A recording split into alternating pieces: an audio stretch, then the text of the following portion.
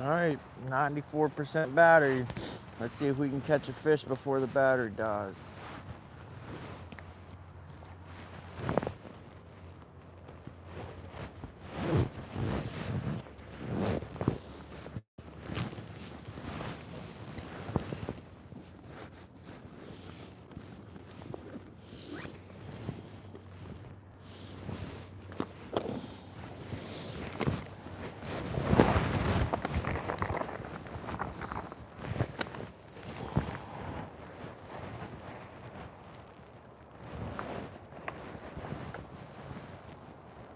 This is never fished before waters.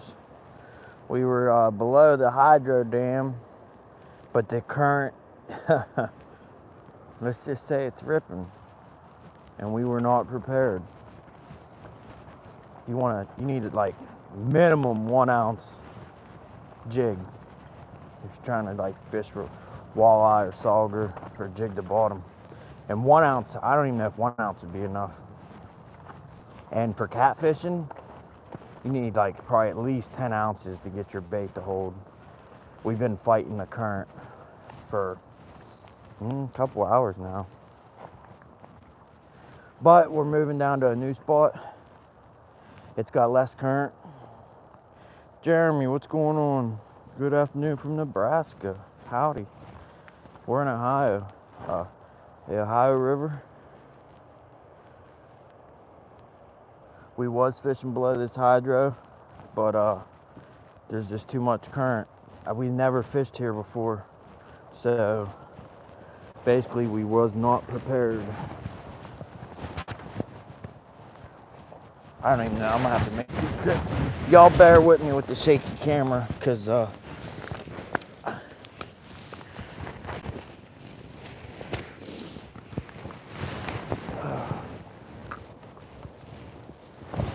trying.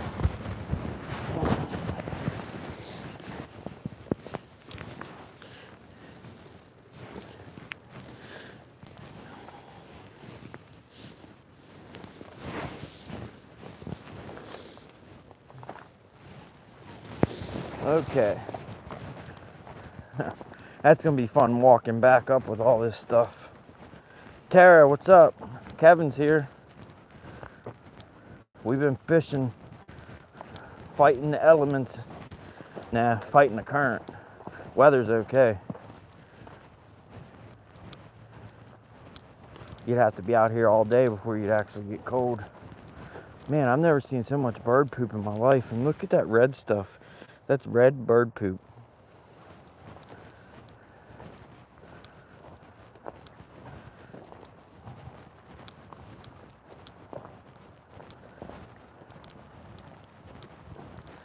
Whew. I know when I'm coming back, I'm definitely driving my car down here, closer.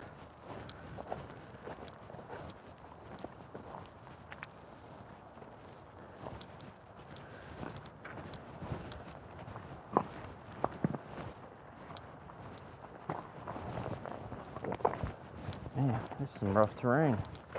It's rough when you're carrying a bunch of stuff.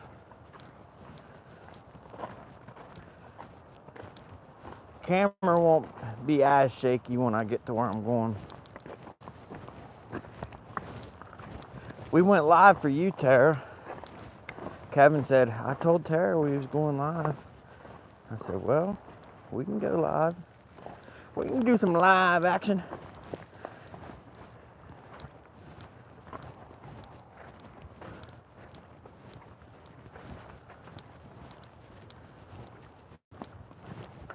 Yeah, the current was so crazy back there.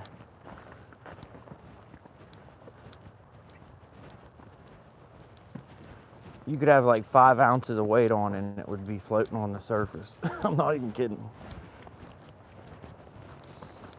All right, we're almost there. We almost there.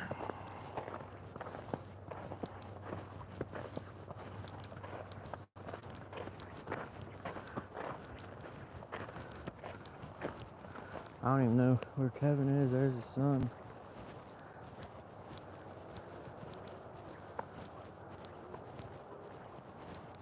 Oh yeah, it seems much calmer. There's still a lot of current. Whew. I'm gonna cast some catfish poles. Where'd he go? Oh.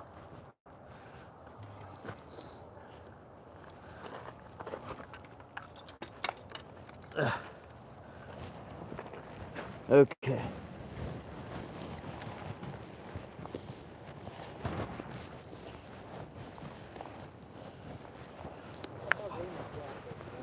I went live. I'm live. I told Tara's already in here. I said, Kevin said that he told you we were going live. So I said, we'll go live. Live action.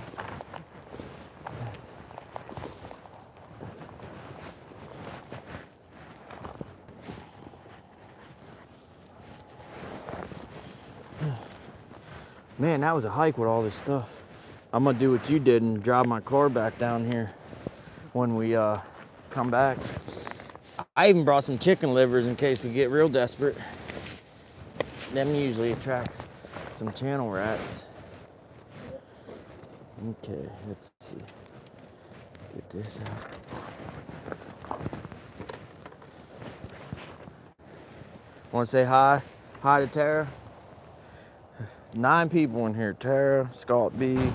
Who else? Jeff Hager. How do you say it? Hager. Hager. Alright.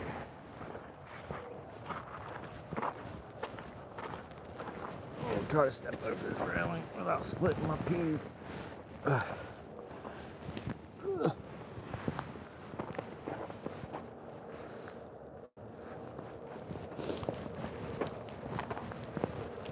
It's nice how this is like real rough terrain, like don't gotta worry about slipping.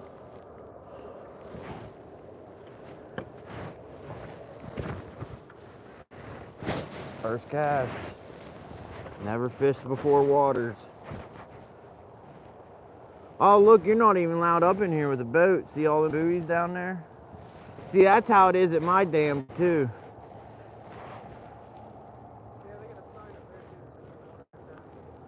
Huh. Snag already, first cast. You gotta love it.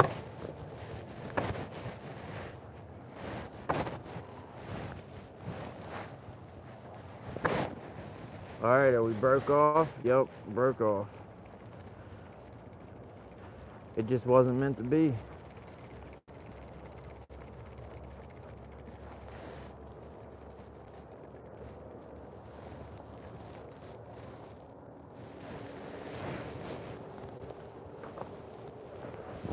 Whoa. I just got done saying how nice and rough this terrain is. I've never seen so much fishing gear in my life at a place. Oh, look, weighted bobber.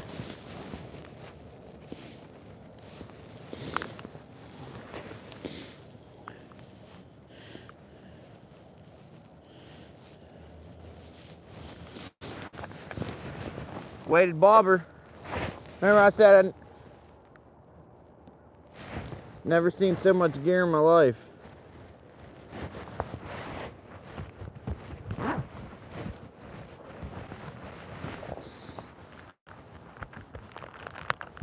There must be no scavengers down this way, up my way. There's everything gets picked up. Even the ripped up plastic. People take them to remelt them to make new ones. Up here there's sinkers, hooks, wivers, bobbers, split rings. I even find adult minnows that were like brand new on the ground. I'm gonna do the Tennessee shad. That ain't focusing. Anyways, throw the Tennessee shad jig head on. Throw a swim bait, cast, and see how quick we can get snagged.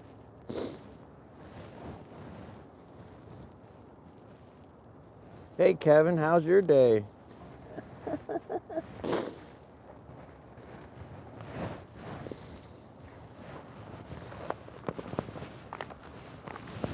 I'm gonna do a few casts with the walleye pole, and then we'll throw some catfish poles out.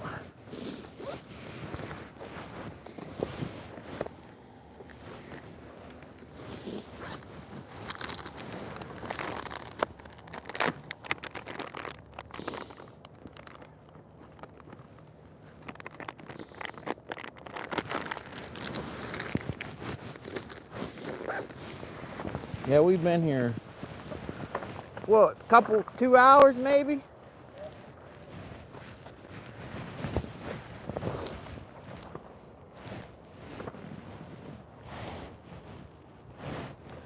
"12 people, 8 thumbs up." Double tap that screen.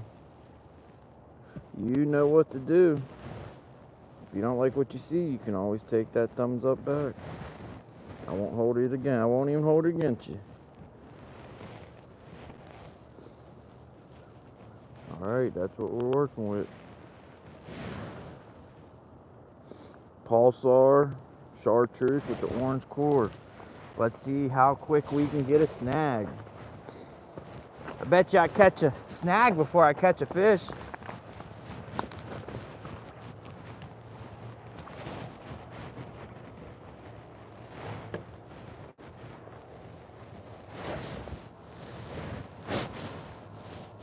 Alright.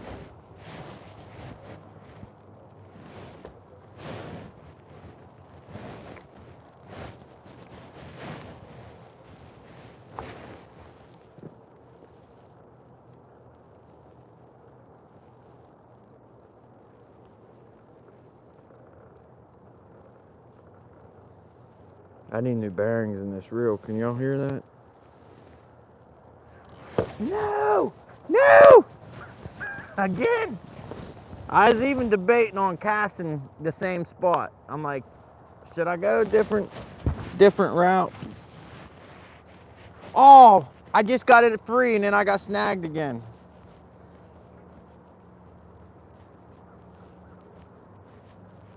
I really don't want to break off. I'm about to walk down and around, get behind it. Yeah, we're gonna do that. I didn't even get one cast with that thing. Look, there's more plastic. You could fill up a whole, oh, ouch, ouch. Dude, don't knee down on this rocks. Good grace. Look, not even used. You could fill a whole tackle box up with this place. I ain't even kidding.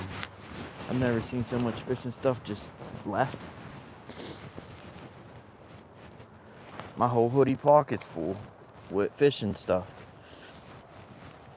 I didn't pick the hooks up because I didn't want hooks in my pocket. I picked, oh, you gotta be careful walking in snow like this on rocks. You think there's a rock there because there's snow. Oh, and then it's a big old hole. This was not a good idea. I've never seen bird poop like that. Look at that. Y'all ever seen any bird poop like that? That's crazy. And some of it's like bright red.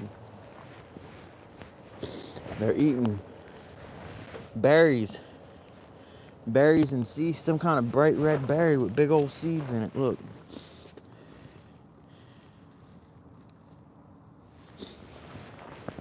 It's weird how different stuff can be just 50 miles downriver. Like, I've never seen bird turds that look like that. Alright, we're getting, whoa. That's crazy. We're getting on the back side of this snag trying to get her free. I can tell you, I think I'm gonna just stay down here if I can get unsnagged. Oh, we're free. Free at last. It worked. I was hoping it worked because I didn't have any jigs with me to tie back on. I would have had to walk back up there. See, this place is like my dam up at home. You're not allowed to come up here in boats. See all them buoys? Like, that's just crazy. All this calm water and you're not allowed to fish it. It's just ridiculous. And online, on TV, everyone else can fish their dams. You can go right up to it. You know, you see the crazy people sitting in a boat right below the raging whitewater.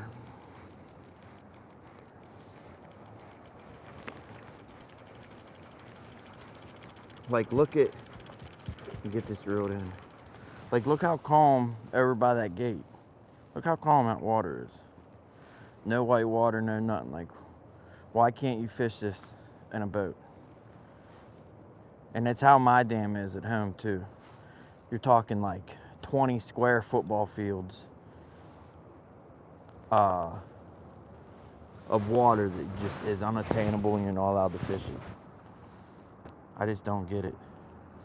And there's places on the Ohio River, because you see it on YouTube and on videos, boats go straight up into the whitewater, like crazy sketchy. Like, this wouldn't be sketchy. Like, I just don't get it.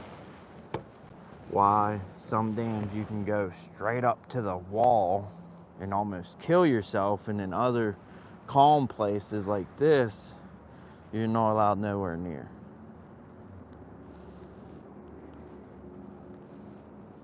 And I thought the Army Corps of Engineers controlled all the dams on the Ohio River, so, you know, why is rules different for one place and not the other, you know? And then you're allowed the ones with the crazy white water rushing out that's insane. You're allowed at those dams close as you want, but the ones that are calm and lazy river like, not allowed near. Well, write my congressman or congresswoman or whatever. Nah, but it is a serious question. Makes me wonder, like, who dictates this? Who tells me where I can fish and not fish? That is the question. After getting snagged twice, I'm scared to let the, I'm scared to put her in the strike zone where it needs to be. It's a pretty spot, I know. It's beautiful. I can't believe I've never been here. I used to work in this town, New Martinsville. Across the river is Hannibal, Ohio. And then in West Virginia is New Martinsville. But I used to work in New Martinsville.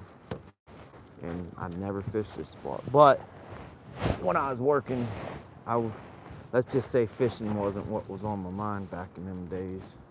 I fished. I called myself a fisherman, but I truly wasn't a fisherman.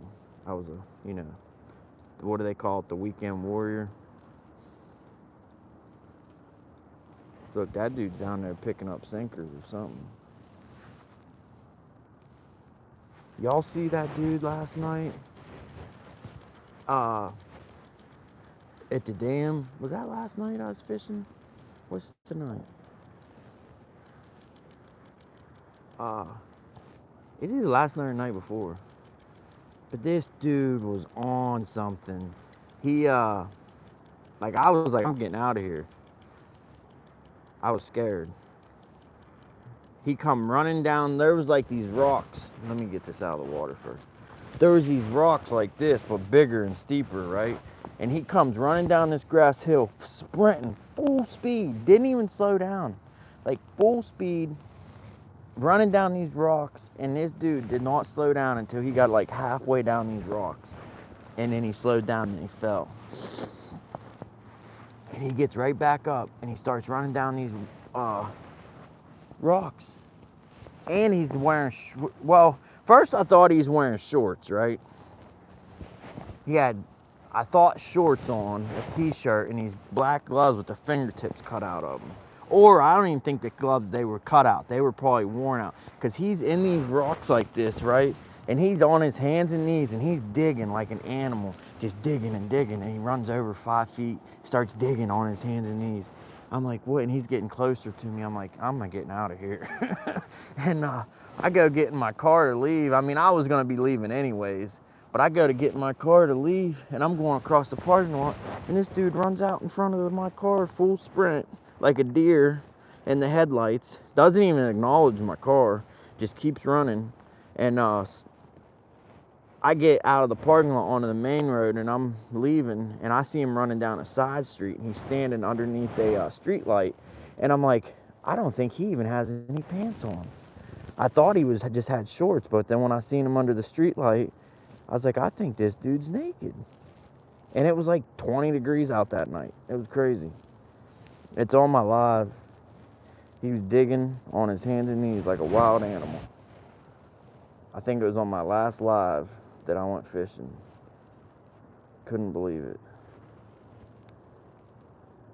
And at first I thought it was one of them, you know, them endurance, them tough man races, you know, where they run through the mud and climb the walls and all that crazy stuff. At first I thought he was just training, you know, like some kind of endurance tough man race. But then when he got on his hands and knees and he started digging, I was like, oh no, this dude's on something for sure. How does this even get tangled? Look at that. How does that get tangled around that? Man, look how focused that is.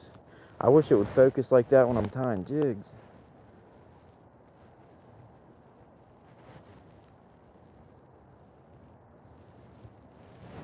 Yeah, we got 3 people here fishing. Me, Kevin, and his son.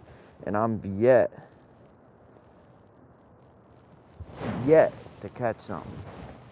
I haven't even had a bite yet. Which is hard to believe with all this beautiful water not to have a single bite. But I think we'll get something. They're throwing some catfish poles out now. Throwing some catfish poles out, and you know, we're bound to get something. All right, let's see. Let's see. Are we focused? Yeah, we're zoomed in. There we go.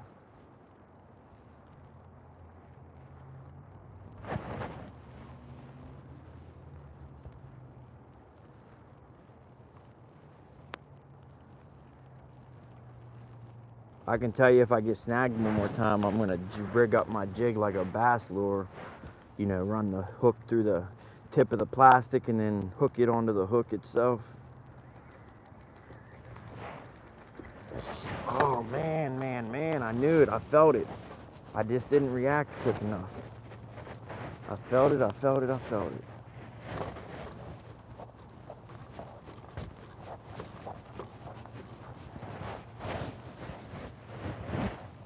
Kevin said you should go live. I said, Kevin said you should go live. I've been snagged 90% of the time.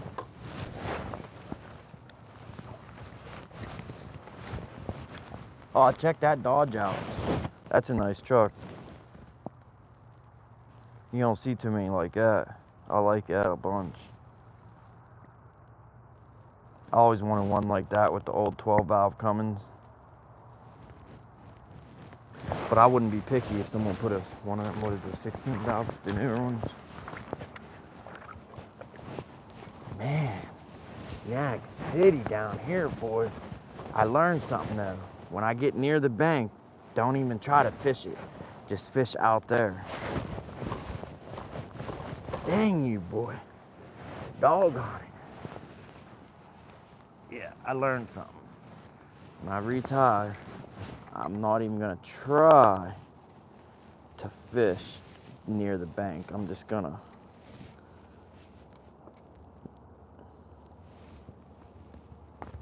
pow, we broke off.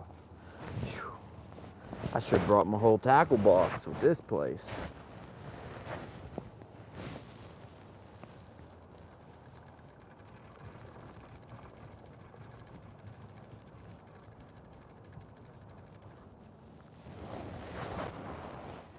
It's crazy though how much access there is to fish this place.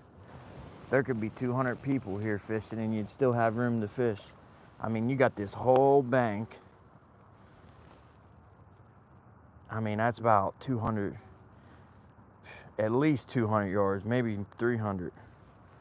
And then you got like 100 yards up this way. And then you got all these little fishing these like little fishing piers.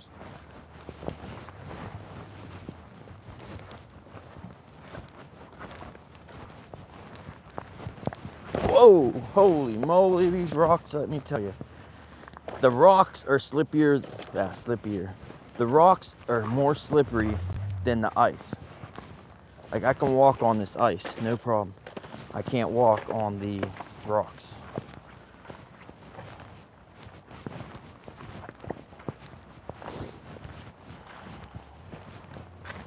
I'm gonna throw my catfish poles out before I retie.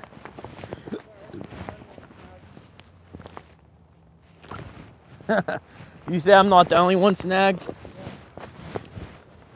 What's the, is the current better here? A little better? I'm gonna cast my catfishing pole. Good thing it got railings here. You'd freaking bite it.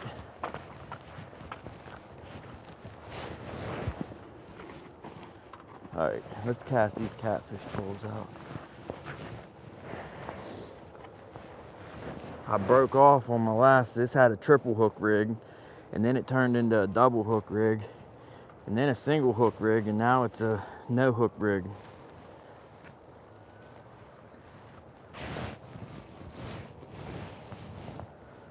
Let's see. Oh, I wish I had some more now. You know what? I think I'm just gonna make this a double hook. See what we can do. Let's get this one out first. Cause look, it's already got bait. It's ready to go. Ready to go.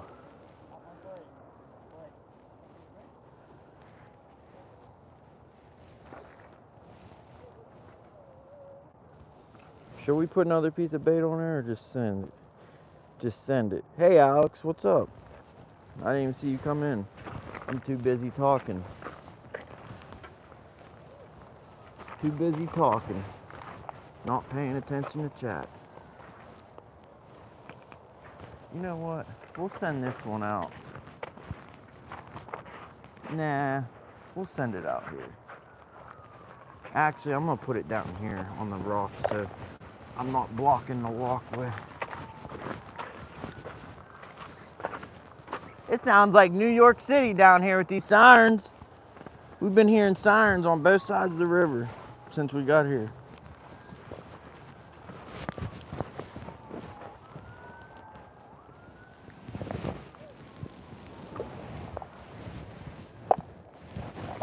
I didn't bring any jingle bells.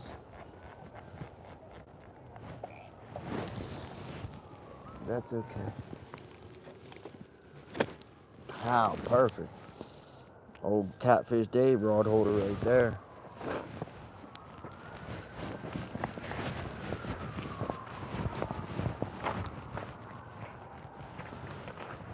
Alright, we'll tie some hooks on that one and send it. If I got hooks. My mind was mainly on walleye coming here. I think we got some hooks. Oh yeah, yeah, we got some hooks.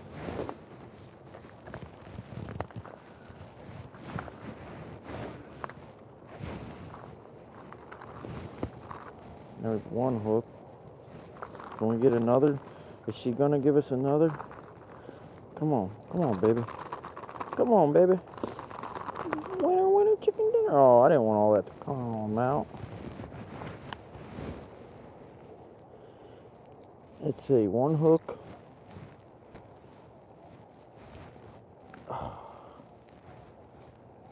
Ouch, ouch.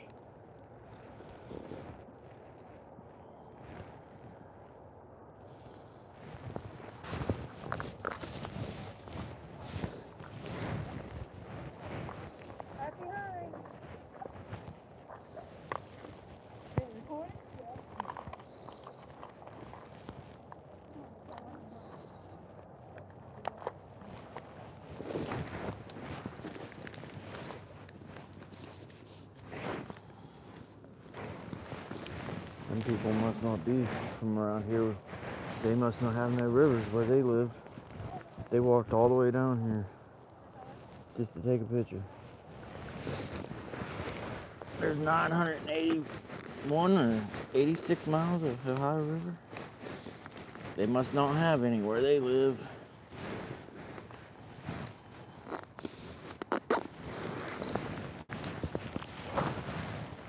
I'm gonna put this one out on the float.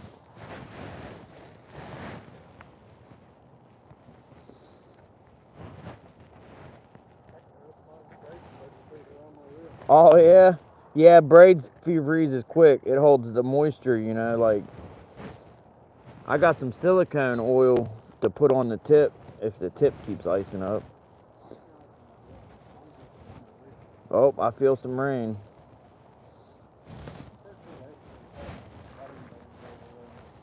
What's that? Yeah. Did they? Wedding bands? I was wondering, they, I heard him say something like happy hunting or something. I swear she said happy hunting.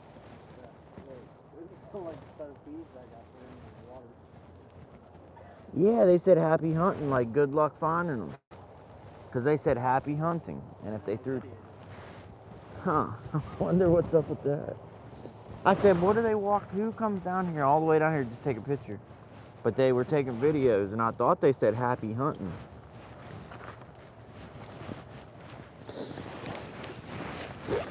They probably just committed a crime or something, and they're on live. It's like a murder weapon they just threw or something. I was wondering what they were doing. You got any snap swivels or snap blocks that's accessible easily? Oh, here's one. That's what I said. I should have brought my whole tackle box to this place. I didn't think I'd need, like, good grace, I've never lost so much stuff in my life. But I did learn for the walleye, you can fish it out there, but whenever you get anywhere near this bank, don't even try to jig it or fish it. Just get it up out of the water quick as you can. Because I wasn't able to successfully cast one single time and not get snagged, but it was always coming up in. Out there, there's no problem. It's probably because the current's taking it and keeping it up off bottom. Alright, let's see.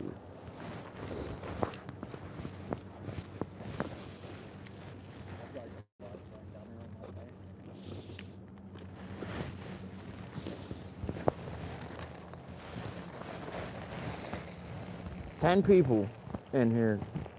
10 people. 10 thumbs up. It's hard to get people to staying alive when you're like jumping around and moving and tying and walking. No one wants to watch the whole camera be like that. That's what I was listening when we said we were gonna go live here. I'm like, dang, I should have brought a tripod because then we could have just set it back. And next time I know, live and learn. You changed my kids in here. Looks. Wait, he either changed his. It's either not my kid. He changed his profile picture and his name because he added XL to the end of Alex Cunningham XL to the end of his name.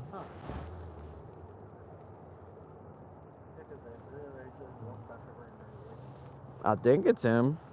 Is that you, bud? Because it used to just have an A for his name, and now it's a profile. I can't see what the profile picture is. If I can see what the profile picture is, I can tell you if it's him.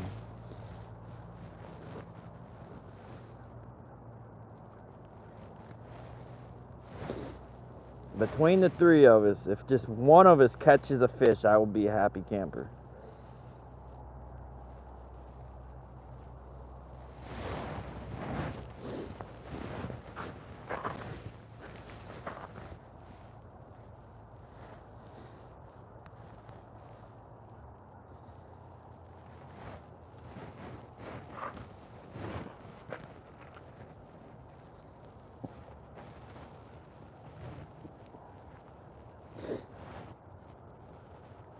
Oh, there's a new person, outdoor kid. You outdoors right now, outdoor kid? Alright, there's 1, 2. You know what? I wish I didn't even do that now. I need some weight. Well, here we go. Here's some weight. I was asking for a snap lock, and look, I got one right here on my zipper.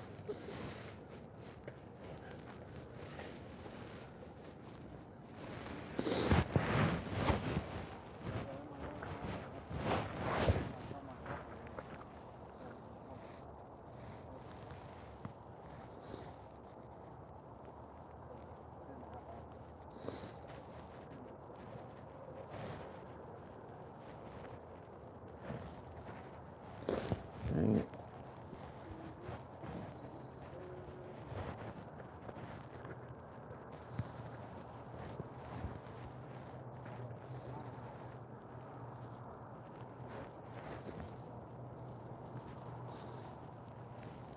Okay, so we got 2 hooks. That's the worst double hook rig I ever tied in my life. I stole some line that was in a Ziploc bag. It was all balled up, so it's all like all jacked up. Yeah, I was saying it's crazy they don't let boats in here because, like, on the Ohio River, oh, look at the water spilling out from the lock. I've never seen that. You don't see that at the dam. Man, imagine that's why they don't let boats up in here. But they usually have signs on other dams that let you. It'll say water can discharge or boil at any second. Stay away from this area. Yep.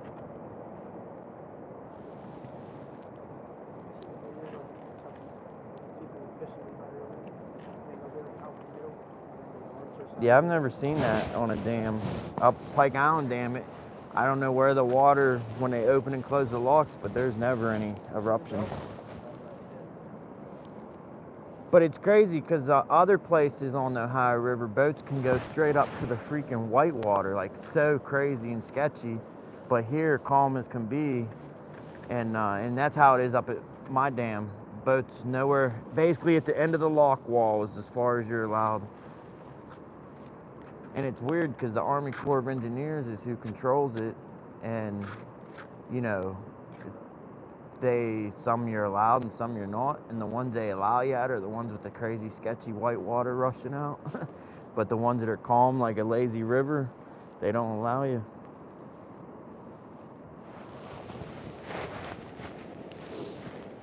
Get one of them boats from Bass Pro, the little fishing boats with the remote. You see them? The remote control boats. So you get a 20-pound catfish and it freaking takes your boat under.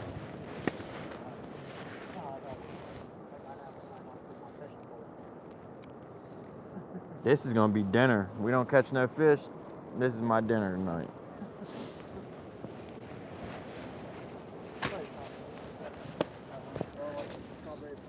If I catch some walleye, that is gonna be my dinner.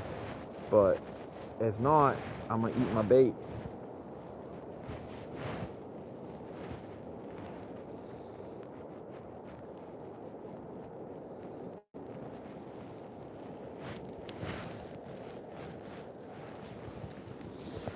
Okay.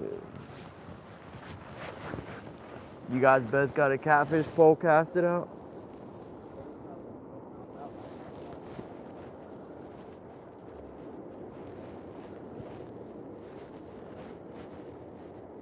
Jersey? Kim? What's West WV, West Virginia? Yep, that's old Terror and WV. Somebody asking Terror what the WV means. West Virginia. We're actually in West Virginia now. There's Ohio, that hill. My West Virginia fishing license expired too. Because West Virginia expires on New Year. Ohio goes from whenever you bought it. I do, just because trout, all the bunch of good trout fishing in West Virginia, but it's expensive. Like,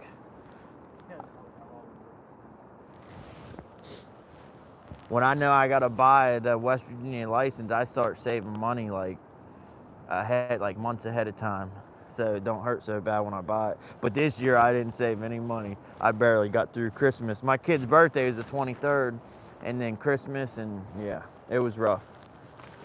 Not to mention work's been slower than ever.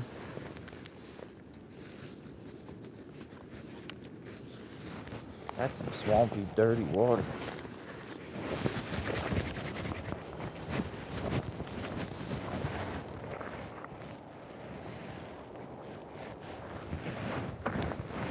Alright, we're gonna cast this section. This one's gonna be suspended.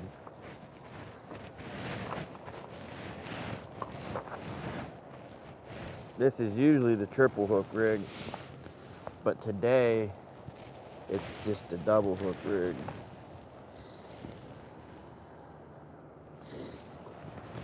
I kind of wish I had a float on that,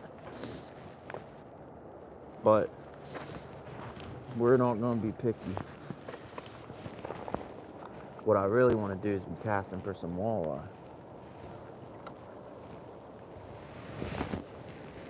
that's horrible. Let's redo it. Let's redo it.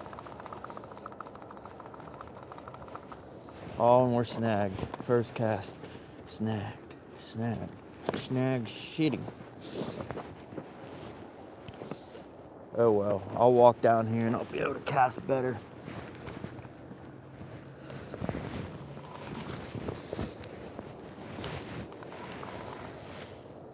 Come on, get off her.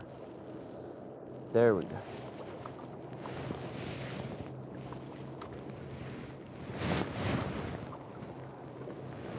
Good as it's gonna get, guys and gals.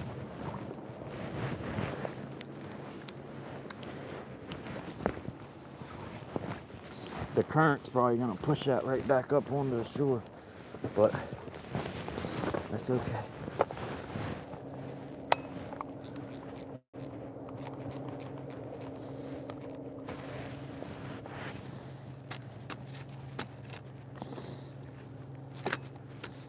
Come on, find me a hole.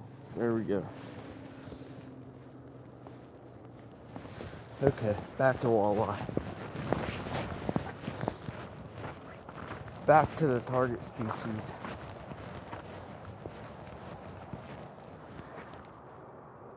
You know what? Let's see.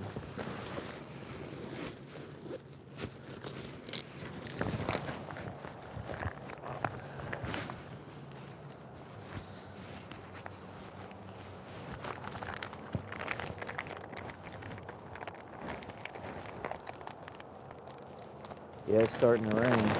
Drizzle. Got 19 people in here. Kevin's in chat. He's right there standing and in chat. Oh, check them. It don't see you. Look at the lights on the screen, like the green and the. That looks pretty cool, don't it? Doesn't look as cool when you just look at it with your eye and see, but on the screen it looks like green and yellow and orange.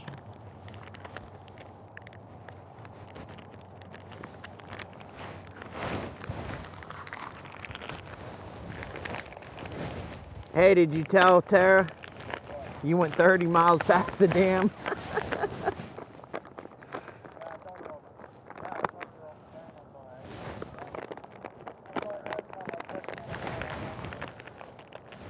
I take the blame. I might have told him to cross the Moundsville Bridge.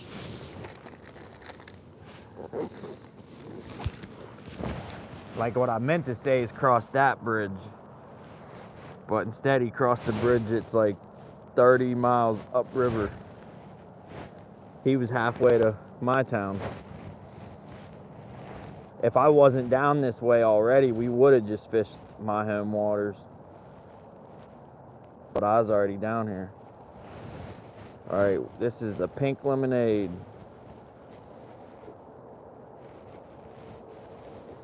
The bite should be turning on. And I'm not just saying that because there was two guys here when we got here. And they gave it up. And they said they'd been here for hours. And we've been here for hours and no bites. So, like, they should start feeding anytime now.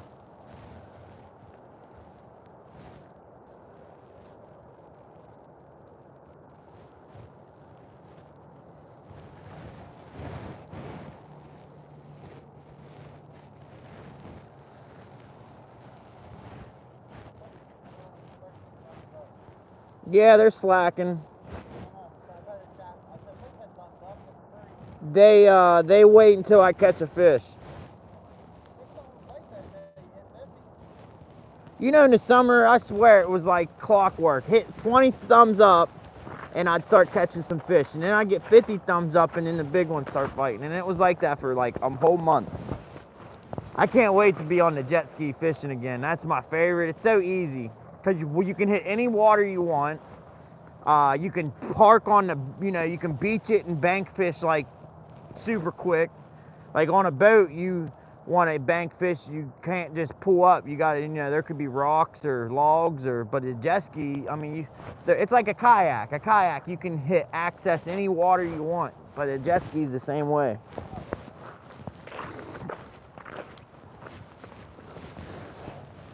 I'm surprised my jet ski still runs because it's a 98. So it's we're in 2025, it's 27 years old. And that engine's never been rebuilt and it still runs.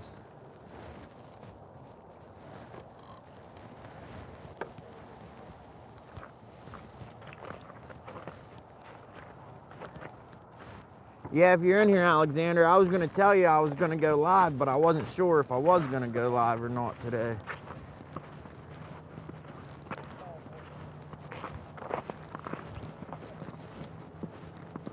I actually was here for like 2 hours and didn't go live.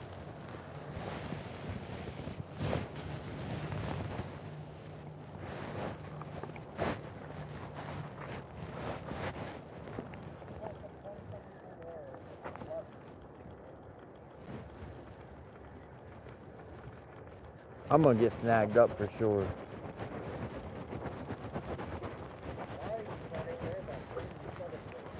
What's that? Yeah.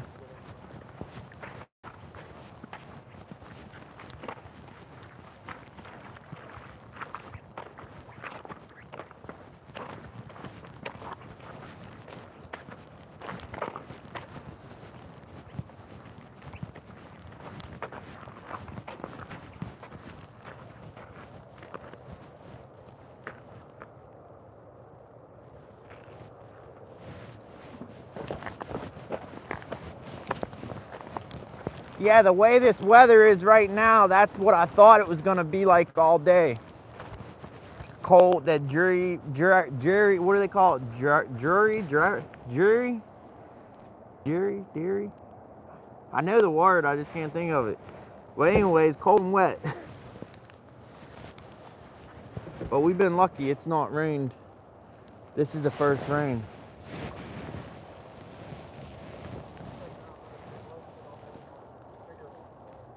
Yeah.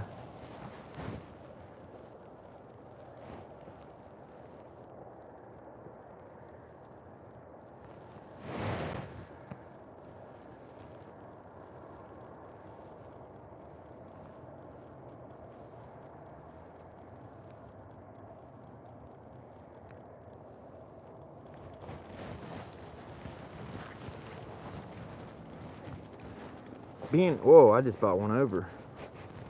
Being elevated like this should help with snags, you would think, you know, but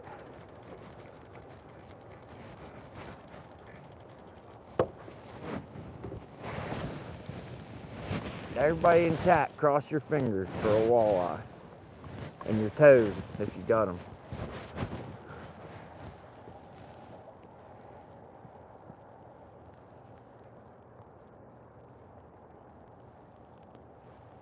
£10 walleye, come on. 30 inches. I'm still chasing the 30-inch. In the walleye world, that's like the status quo. 30 inches and 10 pounds. I got a 28-incher, 8-pound, 28 inches, but never broke the 30 mark.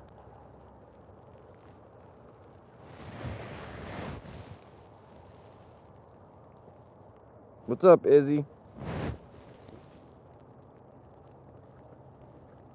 Oh, you fished here before, Izzy? Yeah, I seen some videos on YouTube, people catching skipjack here. Skipjack and white bass like crazy. But I don't know how they caught fish without being snagged every 5 seconds. We got one, we got one, we got one. Oh my goodness, it's a big one. It's like, oh, I got free though. Oh, man, that's a thing. If you do get snagged and you get free, you're snagged before you can even blink. Oh, we're free, we're free. You know, with this current, I think if you just let it chill, it comes unsnagged. At least that's what happened right then and there.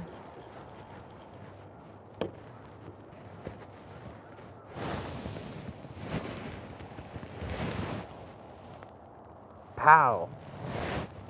Let's hope we hit a fish in the head.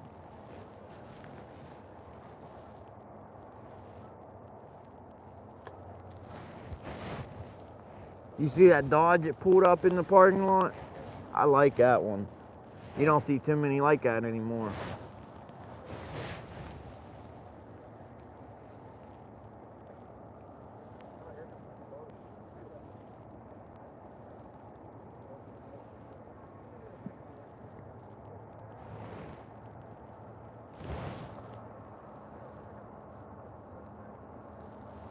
See, I can't even tell if I'm on bottom.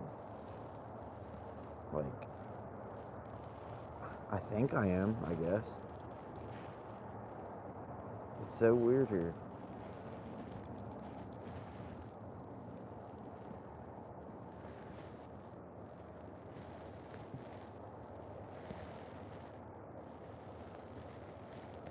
Alright, Izzy, thanks for stopping by with the few minutes you had to spare. Homework gotta come first.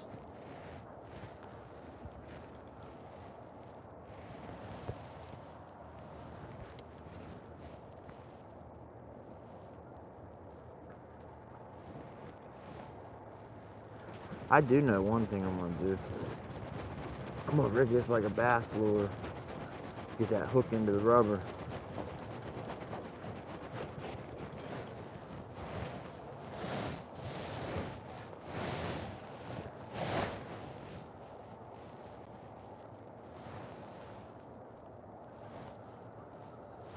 I brought rain gear if y'all needed it, but it's up in the car. I'm not gonna be here much longer. I'll probably give it an hour at the most.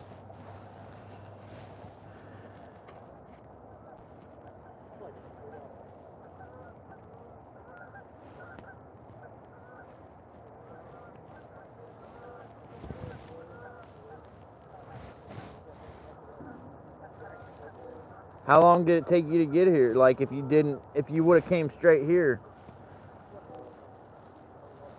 How long? Probably maybe an hour and a half. My thing said like hour and 15 minutes from my house, but I can tell you, once I got in the car and was on the way here, I turned the GPS on, it said 40 minutes. And I wasn't in the car for what, for 20, 30, 40, I wasn't in the car for 40 minutes. I was in the car for like 10 or 15 minutes. But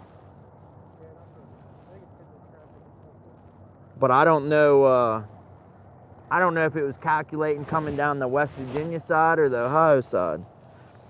The Ohio side's crazy. Route 7 turns into a single lane, and there's passing, dotted lines on the state Route 7, and you people passing one another. Triaxles and semi-trucks coming, and people, I mean, it was crazy. This one, I was already going over the speed limit like 5, and this car was on my bumper. And they passed me, and I thought they was gonna run this truck, them triaxle coal, the dump trucks, you know. I thought they were gonna, somebody was getting run off the road. I mean, they're like head to head playing chicken at the last second. And I even slowed down so they could get in front of me. And they still had a close call. Yeah, we're gonna bass rig this. Try to.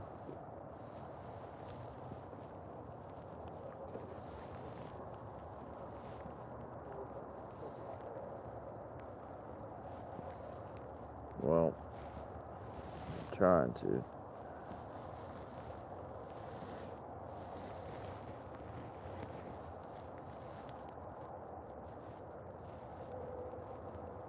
I don't know.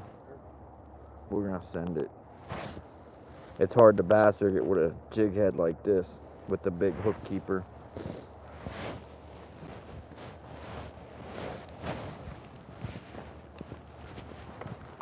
Well, oh man, I got a waterproof hat and it's been down, and now wondering why my head was getting cold. The water's just sitting on top of my dome, soaking through my hat. I had a waterproof hood and it was down.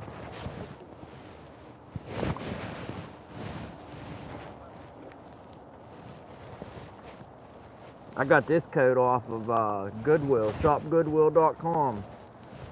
$17 for Grundon's waterproof Grundon's coat. It's like a $150 jacket. $17 the auction I won, and shipping was like $8. But you got to be careful. There's like hundreds of Goodwill auction sites, and out of like 5 of them, they all rip you off and don't send you your stuff. But the one that's just shopgoodwill.com, and they actually have an app, they're legit. It's like a coalition of all the Goodwills across the United States. It's like the actual Goodwill store. But there's a lot of bogus ones too. But I've always paid. We're crossed, I think. I've always paid with I've always paid with PayPal, and you get your money back.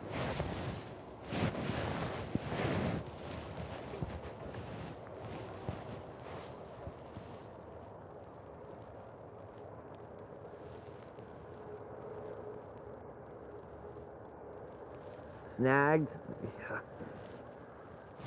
I can tell you one thing. Next time I fish for catfish, I'm using breakaway rig for the sinker, lighter pound test, and then a float, like a peg float to keep the bait and hook up off bottom. I've got my other one. I've got my catfish. That's what we got. I went off on my other channel. Yeah, yeah. I've got. Oh, I've never seen them. I've heard about them. It's got. You know how this one's got the small peg plate? Yeah. Well, this one's got. Huh.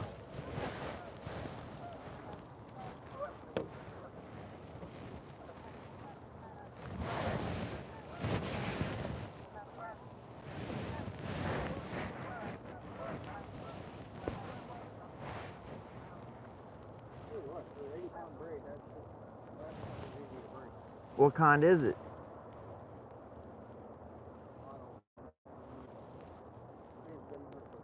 That Power Pro stuff, that's some strong stuff. Yeah, it's expensive though.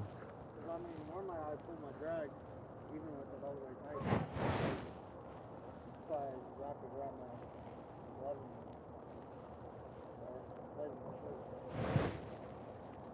That stuff tore me up. I got tore up the other night there. I was picking some trash up off the ground, braided line, frozen into the snow, and I didn't know it, and I grabbed it and pulled it barehanded.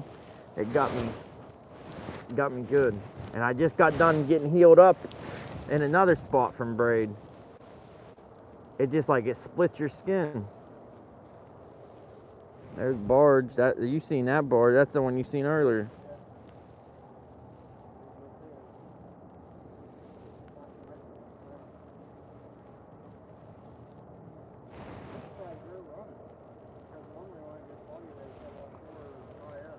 Yeah.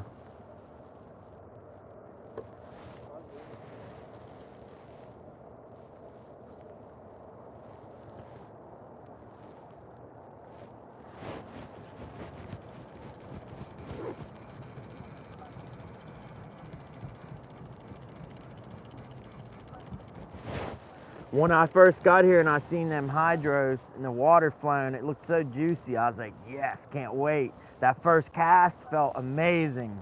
And then how I felt changed really quick. When I was like, dang it, this current is crazy. Like the snags and the current, it's just not a good combination.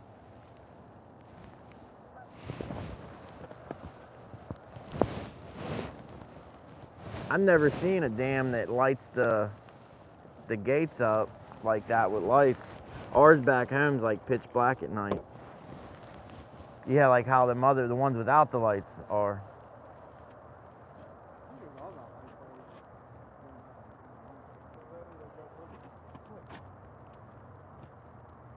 I'm surprised no one else is here. This is like a prime spot. No one's here because they're probably sick because they lost all their fishing gear.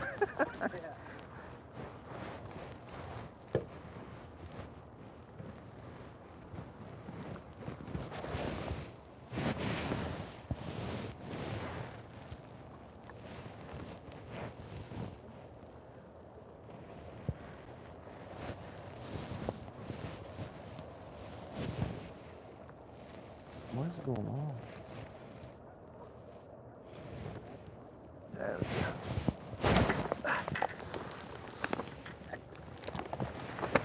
Oh my grace. Dropping everything. Next thing you know, I'm gonna roll down this hill. Just straight drop to the water. What's that? There's a life ring right there. Yeah, there's a life ring. I probably should be on that side of the rail. The rail's there for a reason. We're both standing on the wrong side. It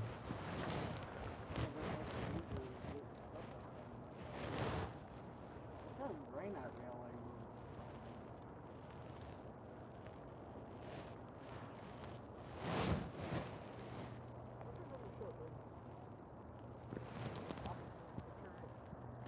Nothing on the radar.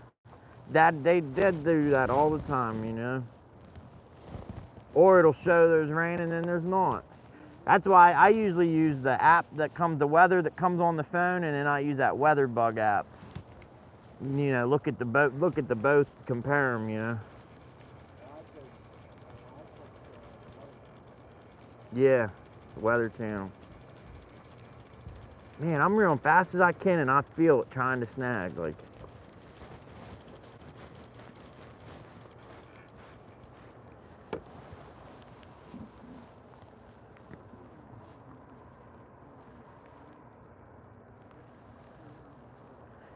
are both your guys' poles going this way? All right, I'm gonna go over there and I'm gonna cast in this current. Oh. Yeah, take that spin off and get me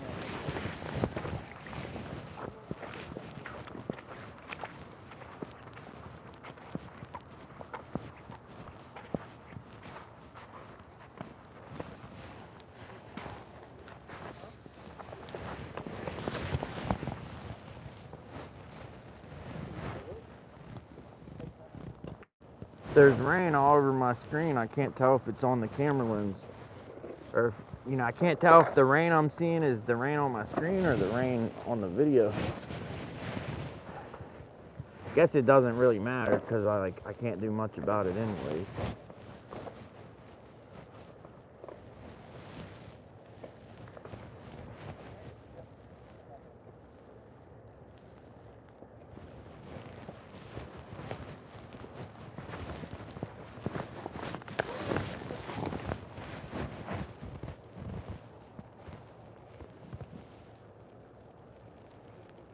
Oh, hey Lucifer, thanks.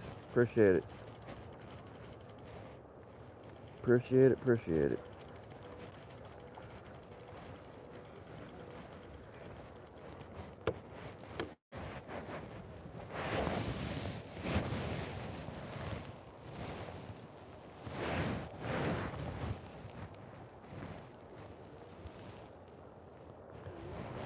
This current, even out there, is ripping. Like, as my jig's hitting the water, it's like before it even sinks, it's moving.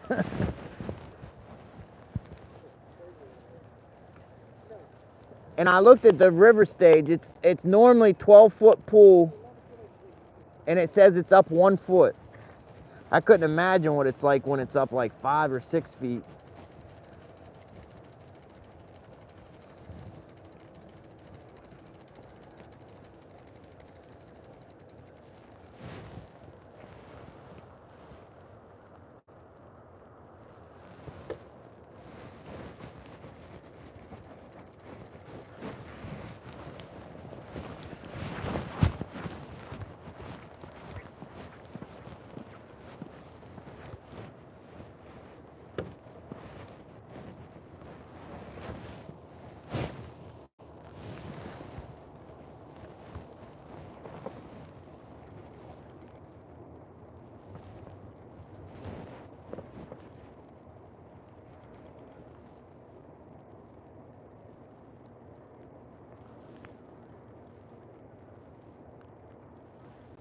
One thing I was wanting to try was put a crankbait on and throw out in the current.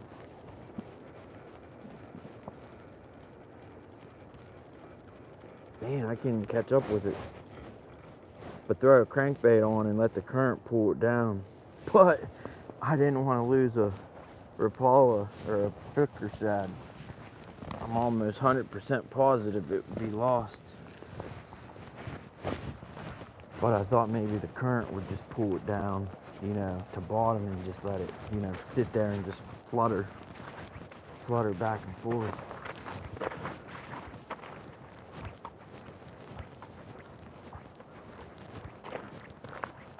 I'm gonna go back down here where there's no current. I probably should bring a jig with me, so when I break off, holy moly. Oh,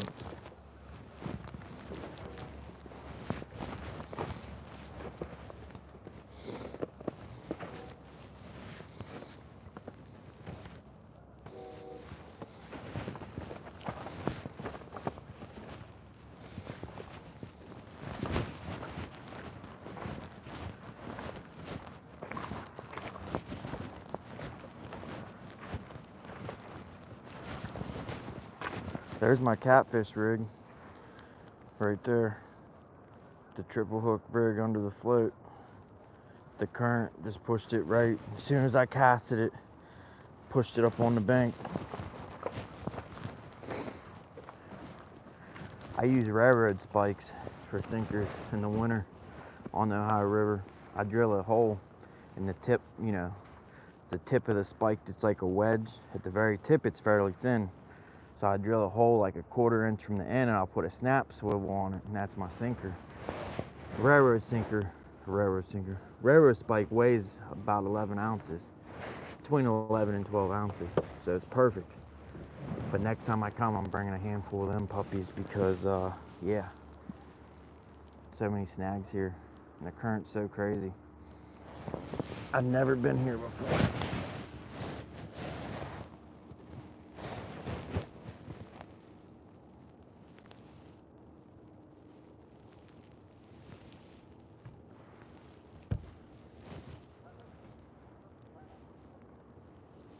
I'm surprised there's even 7 people in here with, the conditions are not great.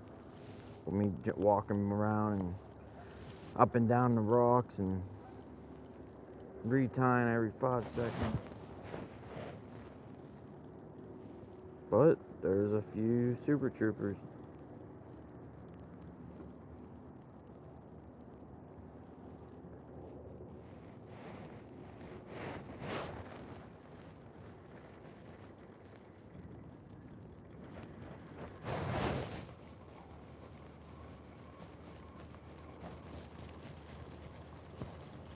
Like, I reel fast as I can and I still get snagged. Wow.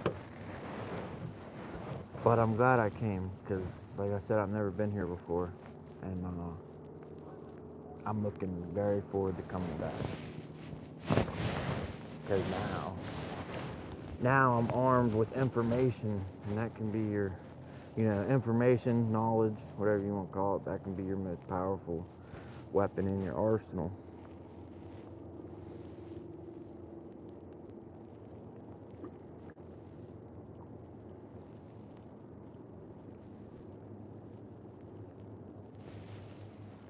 I almost don't even want to catch a fish, honestly, because we've been here for hours trying, the 3 of us, and I don't want to be the only one to catch a fish.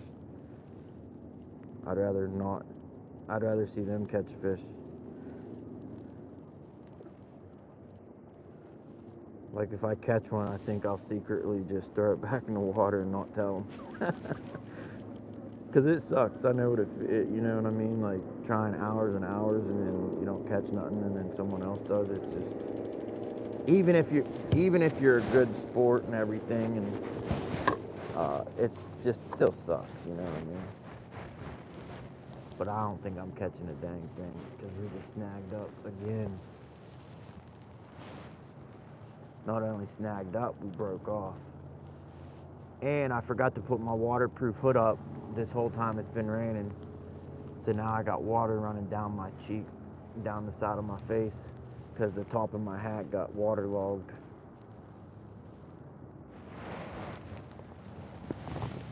I don't know, I'm gonna tie on like 2 more times. And then we'll just say I'm a fair weather fisherman and this isn't fair weather. So I'll throw in the towel.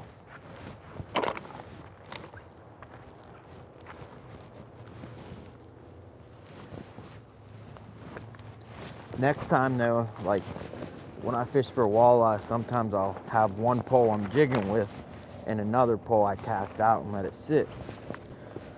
I like to use a floating jig head with a gulp minnow on a Carolina rig, you know, and just cast that out there and let it sit. Next time I'm definitely gonna bring that setup, because with as many snags and current here, I'll just put enough weight on that Carolina rig to where that gulp minnow can be floating a couple feet off bottom.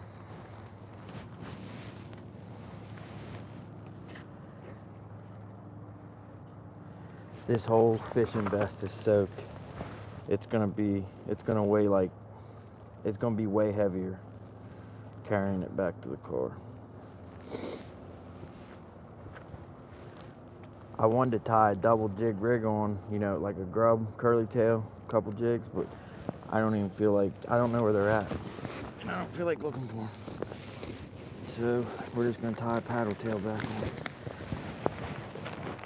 Rough conditions. Rough weather and rough conditions. Oh, is that a shark? No.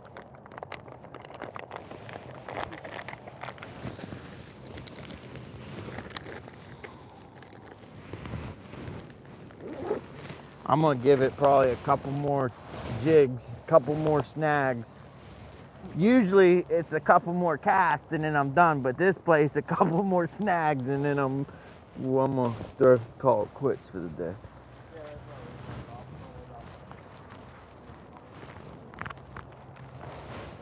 Couple more snags. I went through a whole 2 packs of these Bass Pro swim bait jig head. Actually, over 2. This is the 3rd pack I'm on, and I already tapped into it. Oh yeah.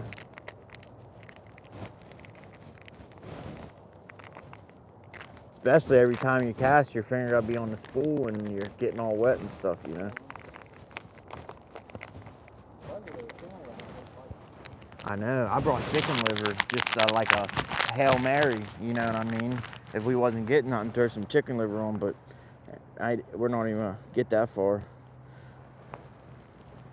If it was daylight and not rainy and wet like this, I'd stay and throw some chicken liver on and give it a go, but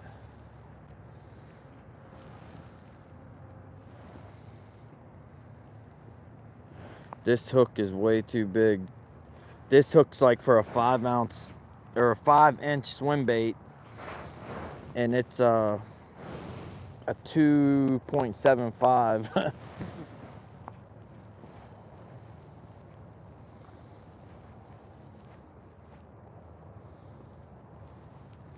even put that big minnow on and still ain't getting nothing. Yep. Yeah, I brought some gulps.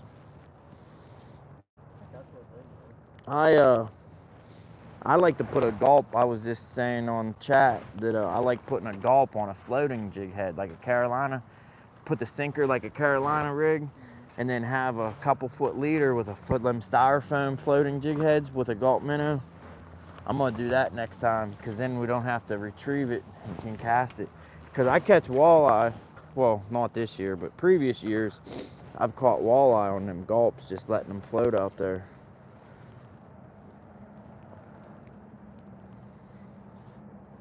You know, I'll have one pole I'm jigging and working in, and have the one with the gulp minnow just cast it out chilling. This year though, the walleye bite, I don't know. It started out, I had good justification or good excuse, because the seasonably warm weather, you know. Fall was here and it was still like 80 degrees out, and the water temps were like 20 degrees warmer than they should have been. And that was my reasoning for not catching walleye. Well, here we are, full go winter. I've only caught 3 walleye this whole year. Previous years, I've had like 100 walleye total by now. You know, probably like 30 a month. No big ones, just 10, 15 inches, you know. Nothing to write home about. But this year, 3 total. It's insane. Like, crazy, crazy.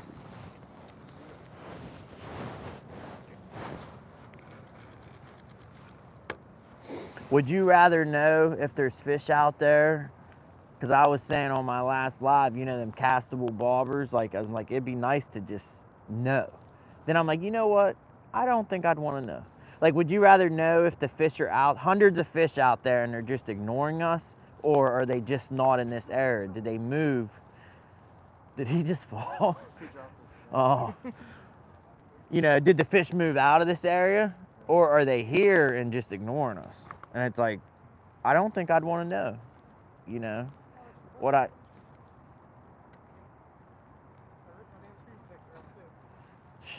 That ain't too good of a screen protector. You drop your phone and your screen protector falls off. Yeah.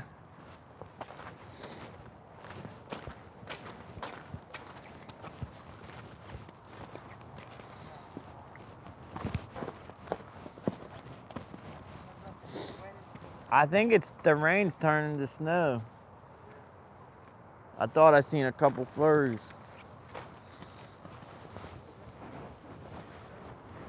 Alright, Hail Mary cast. Everybody cross your fingers. Cross your fingers and your toes.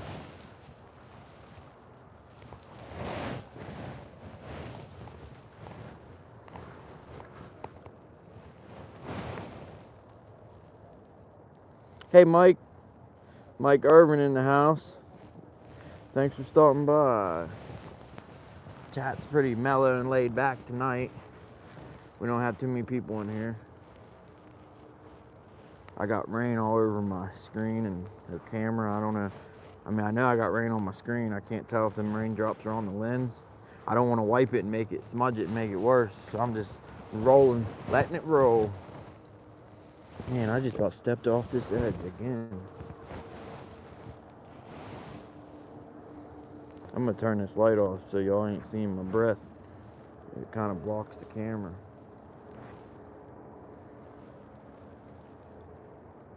I'm gonna jig this swim bait instead of just a steady retrieve, because I can't do a steady retrieve without being snagged. I've yet to try to just bounce it.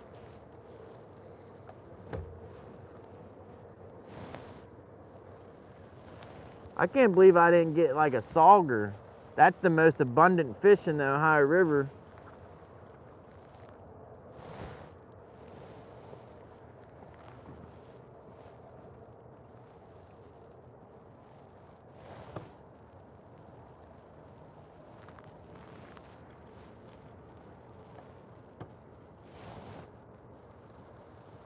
Wind's picking up too.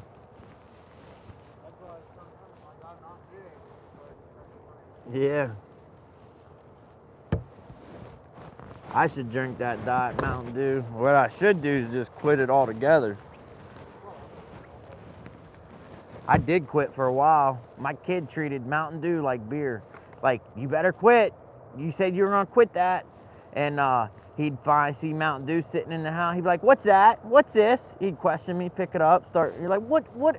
Like busting my chops hard. It got to the point to where I started hiding it. Like if I had a Mountain Dew I was drinking, I'd put it in the microwave and shut it so he wouldn't see it. It was alcohol, but it was Mountain. But I quit. You know, I quit drinking it for a long time, and then I started again. And but now it's like I don't even try to hide it no more. And it's like I need to quit. Yeah, you know, I might have had kidney stones in the past, because I had, oh man, it was like the pain I had was like basically like behind my belly button, and it was when I'd go to the bathroom, and it was like man, like I'd rather put my hands out and have someone just chop all my fingers off. That wouldn't have hurt as bad as what I felt. But I never went to the hospital, and it went away, and I don't know what it was, but I don't know. I imagine if you passed kidney stones, it would hurt, you know, in your privates, but I don't know if it was. It was hurting in my like stomach, like behind my like belly button, like the sharpest, most piercing, like just like, oh, it's hard to explain feeling ever, but I don't know what it was. Yeah. Yeah. But I don't know, snagged again. But yeah, I don't know if it was kidney stones or what, but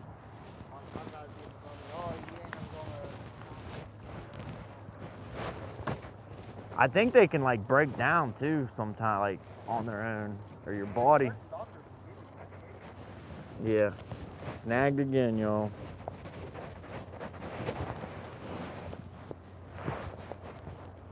Like, I don't even really know how you'd fish this spot. Like, I mean, for catfishing, yeah, you just freaking get a pole that's thick as a broomstick and put about 20 ounces on there.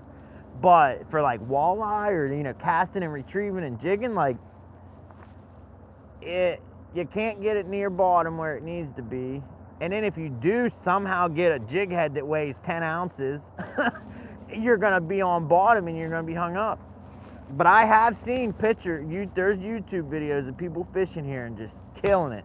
Cast after cast after cast. White bass, walleye, carp, and like just every species you can think of. Yeah.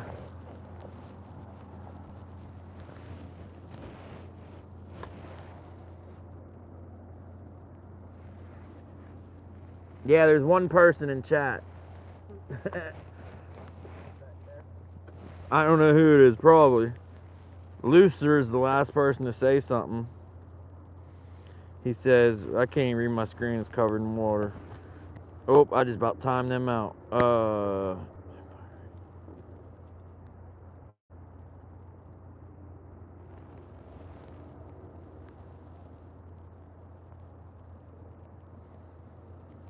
It's Lucifer's here. He says, I'm here. But that count now says there's 3 people. But that counter is not accurate because there'll be like 10 people in chat talking back and forth and it'll say there's like 2 people. So I don't know what's up with that. But yeah, we're snagged. All I know is coming fishing here, you better be in a good mood. Because if you come here and you're in a bad mood, by the time you leave, you're going to be really bad mood. You better come here in high spirits and all smiles, because by the time you leave, you may be able to have some of your sanity left.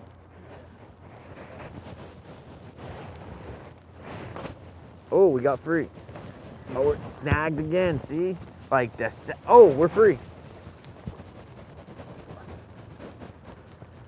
I think I'm broke off. I don't know. It feels light. Nope, we got it. I'm going to fish this until I'm snagged for good, and then I'm going to take off.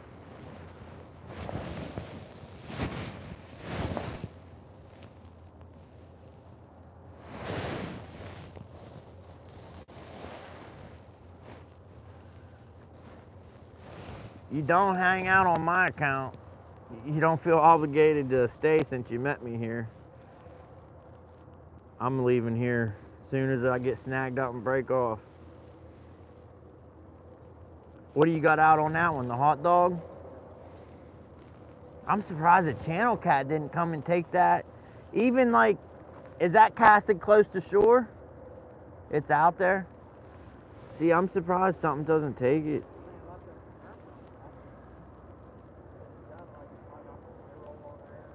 Next time catfishing here, I think what I'll do, either use a crap ton of weight, which will suck because like you lose all your weight, or just cast like 5-6 feet out, you know what I mean? Just put like a few ounces on it and just throw it like just barely out there with a float on it so the bait's up out of the rocks.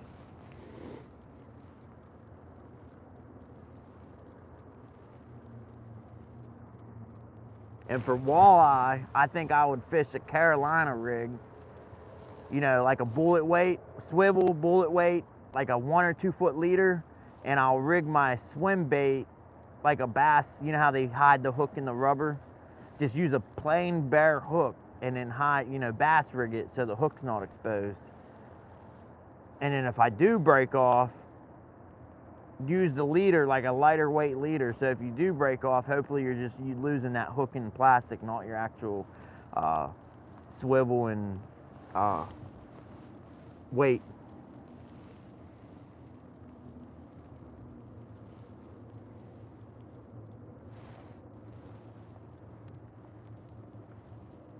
Imagine what this place is like when the river's only up like 1 foot. Imagine if it's up 5 or 6 feet. Jeez Louise. I don't see how this doesn't get like washed away.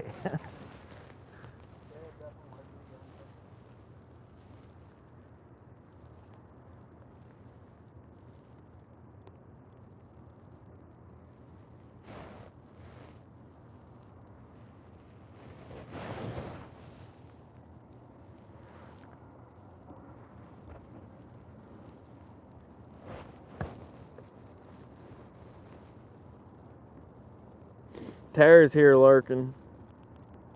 Of course it is. She says, I'm here lurking. You been here before, Lucifer? Lucifer says, crazy place to fish.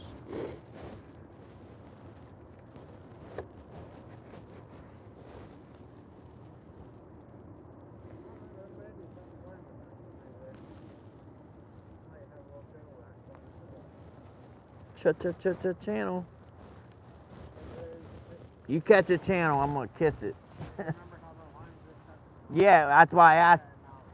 That's why I asked if it was casted out. I thought you had it casted just like a couple feet out.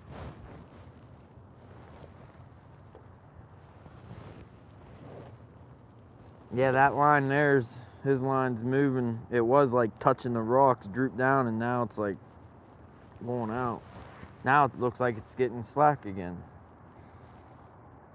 Slowly slacking.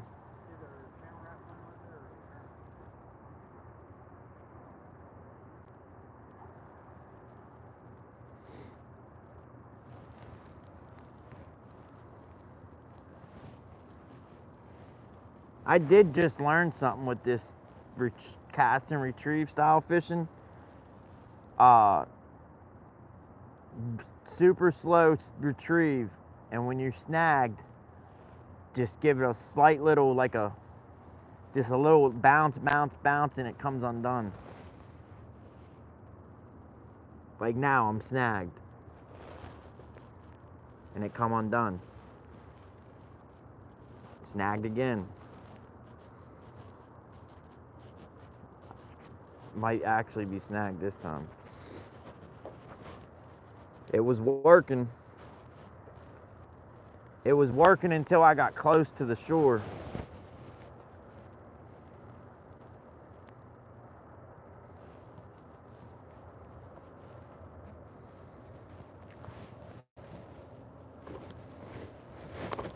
Oh, we got that one free.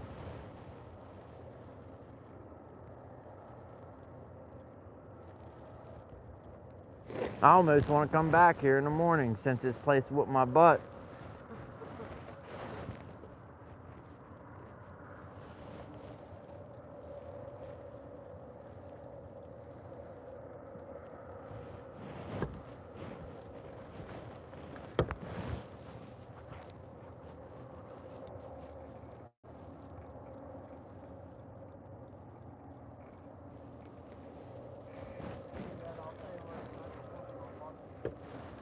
Yeah.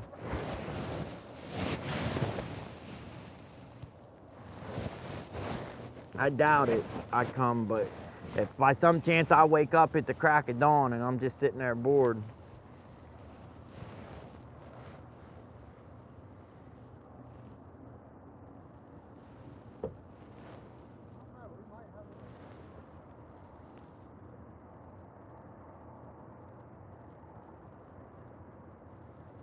Yeah, it's getting real slack now.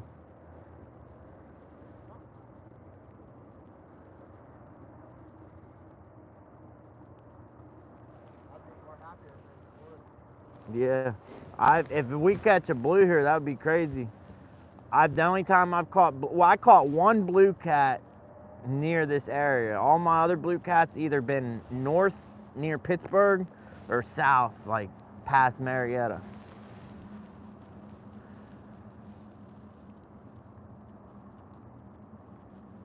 Which is very weird. You figure if they're abundant down south and they're abundant up north, that there wouldn't be any areas where they're not abundant. I was long time ago, me and my buddy was at the Pike Island Dam, and he was drinking. He was like a 30 pack deep, and he's arguing with me saying there's no blue cats, and I'm like, yes there is. I said there's flatheads, there's channels, and there's blue cats. And however, he's going on and on that there's no blue cats, no, and it's going on for like 2 hours, and he's getting mad, and I'm getting mad too because I know I'm right, and I was younger, you know, so of course I was more hard-headed, and guess what? I catch a catfish, and it's a freaking big old blue cat. Big as it was my PB at the time. It probably only weighed like, I think I did weigh it. I think it was like 10 or 12 pounds. And yeah, he shut up real quick. It was so funny because he just kept going on and on. It so sure there was no blue cats in the Ohio River, and I was so sure there was, and then I catch one. What's that? Yeah, now it's going back out. I think it's a current. Unless it's a flathead down there just chomping on it.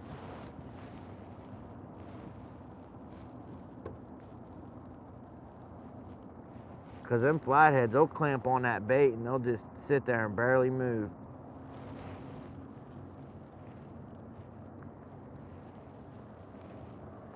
Flatheads remind me of a snake. If you ever seen a snake eat, they'll clamp onto their prey and they'll just hold it there, like killing it, and just hold it. And like flatheads, they'll do that. They'll just bite onto it and just chill. Oh, I seen the tip go down. I thought there was one on there.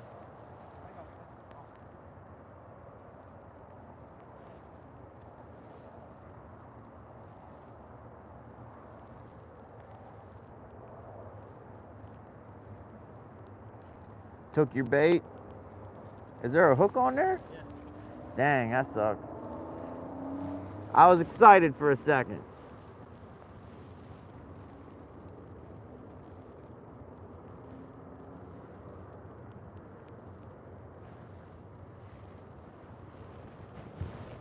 As soon as you leave, I'll catch a 100-pounder. Nah, I'm very confident that I'm not catching a dang thing.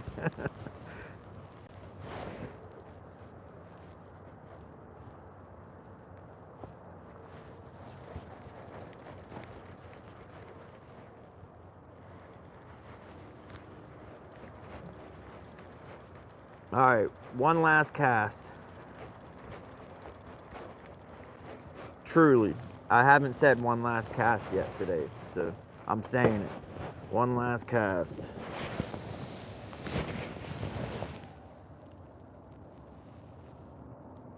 That went more up than out.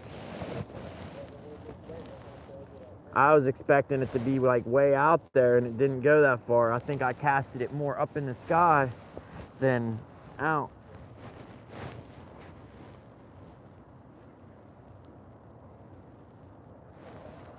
I bet you with this current, it would be good striper fishing because they're top water predominantly, you know. I got some of them like big swim baits. It looks like a actual fish. They're all like got the joints. I think they're called swim baits. Some Timu ones. I'm about to bring some of them down.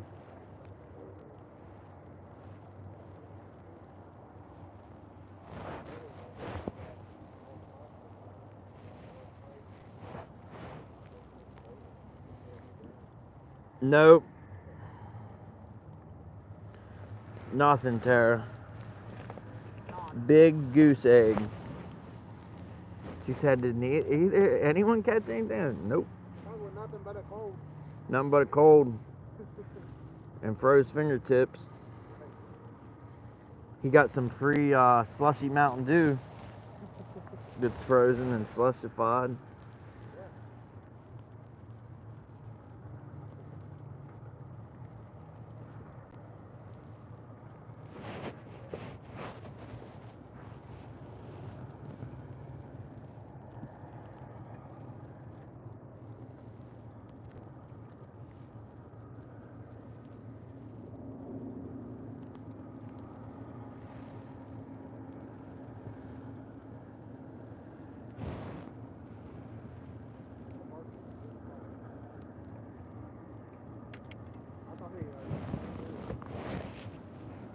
I think they have to disconnect depending on how many barges they're pushing. Only so many can like fit in a lock. That would suck. But I think sometimes they have to like disconnect them, send them through, and then reconnect them when they get out.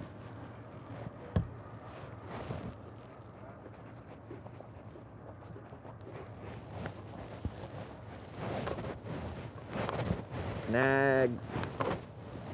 Yeah, we're broke off on that one. But it's okay. It's okay. Trying to see my braid.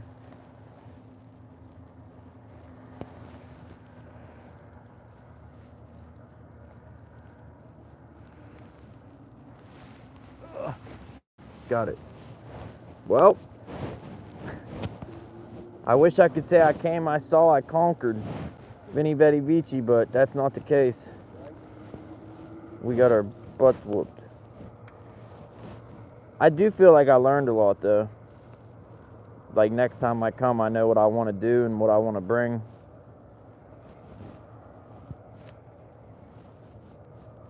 I am going to bring some of them railroad spike sinkers. They weigh 11 ounces, and I think that'd be perfect for this current.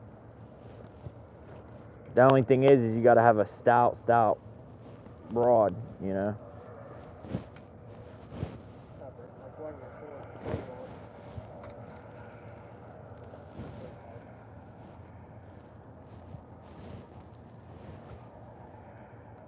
I can't feel my fingers, so I can't get this line wrapped around this little. There we go. I got it. Oh, man.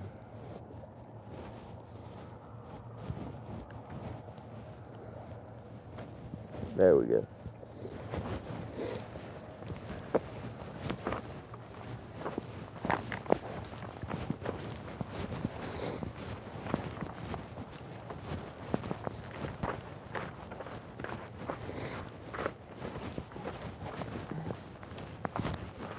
It's getting more slick out here too. That water's freezing. Well, nice to meet you. Better luck next time.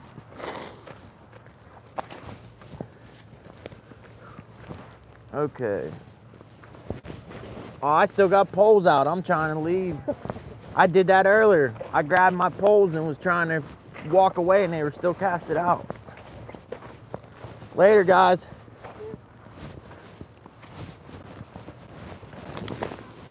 That just went down. I did a skipjack Cindy fall. It was graceful. Oh, I just about fell again. Jeez. I just went down and I caught myself. It was graceful. Oh, I thought I had a bite. This line's draped over that line, and when I grabbed it, I seen that line on that pole moving. I got excited for a sec. All right, let's walk over. Yeah, I just fell and caught myself. And even though I caught myself, it still kind of hurt. Oh, good lordy. Look at that. It's a freaking cavern.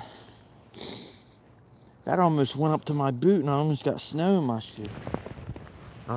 Man, trying to walk down there so I don't get snagged, but I think I'm just gonna accept the snag and reel this in before I break my neck.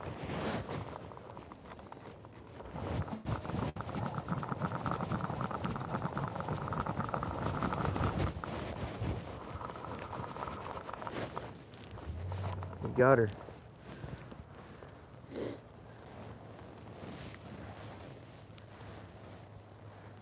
You know what I just realized? Kevin, he come down here. He's always in my chat, supporting the channel, hanging out. We met up here because this was like the halfway point. You know, halfway for me and basically me driving here. Basically, we met in the middle. Like that song that, but anyways, I just realized if I was gonna have someone come and fish with me, I probably should do it in my home waters so they can have a better chance of, you know, catching a fish. I've never been to this place before, ever. First time here. First time for both of us coming here. But it just dawned on me that we probably should have went somewhere I was familiar with so we have, you know, better chance of success. Better chance of success. But that just because we fish in my home waters, that don't mean we're gonna catch fish either, you know what I mean? But it look, nothing even took our bait. They just must, you know, I don't know. Some good old fresh chicken. This chicken is so fresh, it's gonna be my dinner. I mean, not this piece, but the pack, the rest of the pack I have sitting up there on the ground, that's gonna be my dinner. I was gonna have some walleye for dinner, but we didn't catch any. So we are gonna cook our bait. That'd be a good video. Instead of a catch and cook, do like a bait and cook. What would you call that? It can't be a catch and cook because I didn't catch it. I bought it at the grocery store. A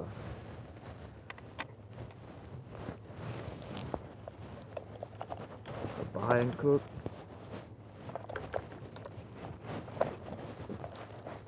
Oh, I just went down in that rock. But yeah, I'm cooking that bait for dinner. I'm scared to step or walk. Like, look, that looks like solid snow. You'd think there's a big rock there because the snow piled up. Last time I stepped on something that looked like that, I about broke my neck. But my bait is stuck down in that rock. Alright, we're gonna make one little... See? That's exactly what I'm talking about. I wasn't even trying to step there. I was just trying to step on that rock. And this foot freaking sunk.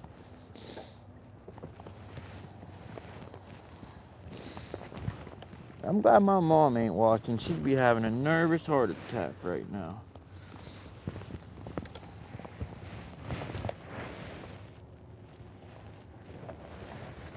She'd be a nervous wreck.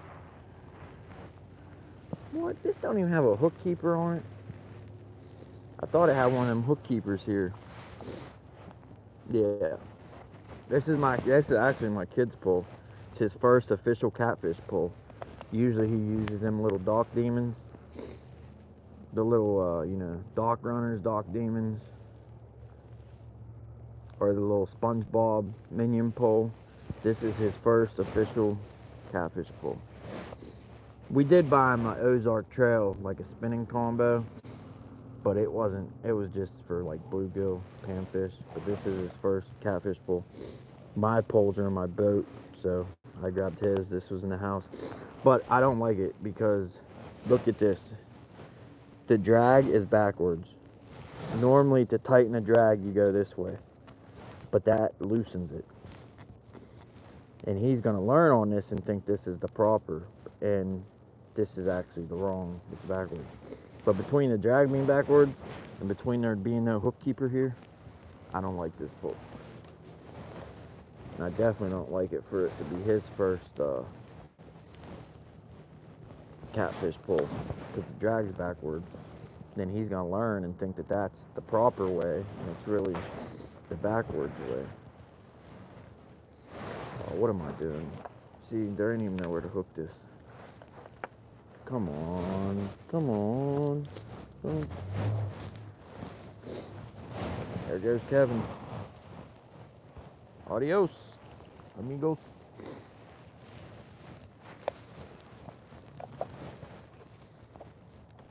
If you're watching, do a burnout. There ain't been no action. At least we can have some action. Some burnout action.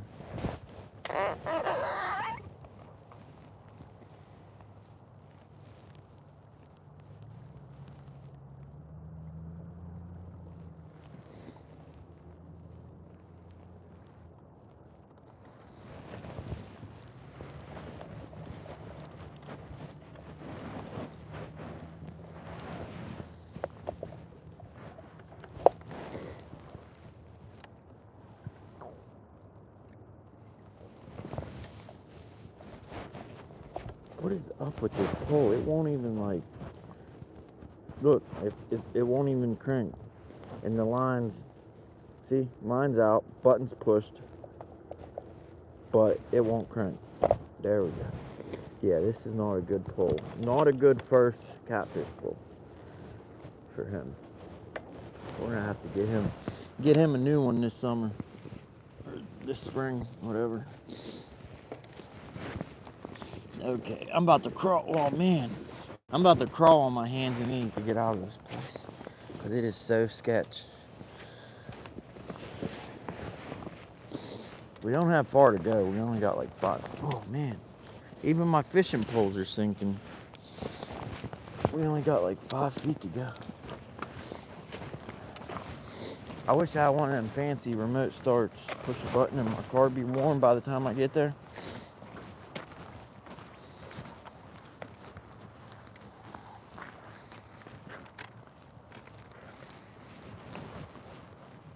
Be like, Alexa, start my car. You know, even if that was like that, you know she'd be asking questions. Alexa, I loved it when I first got it, you know, it was so cool. But then it was like, started driving me nuts.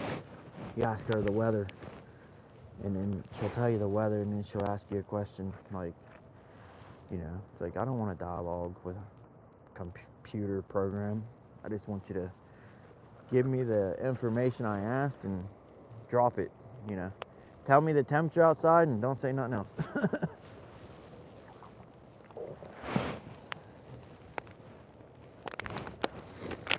And it's getting worse and worse because like they're always trying to sell you stuff and get you to sign up for this and that, and like you say, Alexa, play some music, and then they'll like, oh, would you like to sign up for Amazon Plus Unlimited, blah blah blah blah blah. And you know the bad part about that is, and it's the same with Fire Stick too, Fire TV, Fire Stick. They it was never, when you first get it, it was never the ads and stuff aren't there. And then they'll do an update, and then next thing you know, it's completely changed. Like my Fire Stick at home, when you first turn it on, it comes up with ads, and it freezes. Like you go to hit the home button and go to scroll down or up or over, and it starts buffering and freezing, and it's because it's trying to play those preloaded ads, and it didn't do that when you first bought it. Companies shouldn't be able to, you know, when you buy something and it performs a certain way, they shouldn't be able to do an update and then change the product like that drastically. And they do it with everything. Like another example is, you know, them like them robots, them like the, not the Dysons, but the Roombas or the Robo vacuums. There's actually an ad on that app. Like you can't vacuum your house. You can't hit, you know, run the vacuum, open the app without an ad coming up now on the robot vacuum app. But it wasn't like that when it was new. A few weeks go by, the app updates, and now you got to see an ad before your vacuums. Crazy, crazy. I'm about to go talk to this dude over here, if he's a local, and be like, what is up? I've been here all night, all day, and I didn't get a bite. Teach me something I don't know. I don't even know if he's fishing. He looks like he's just looking around.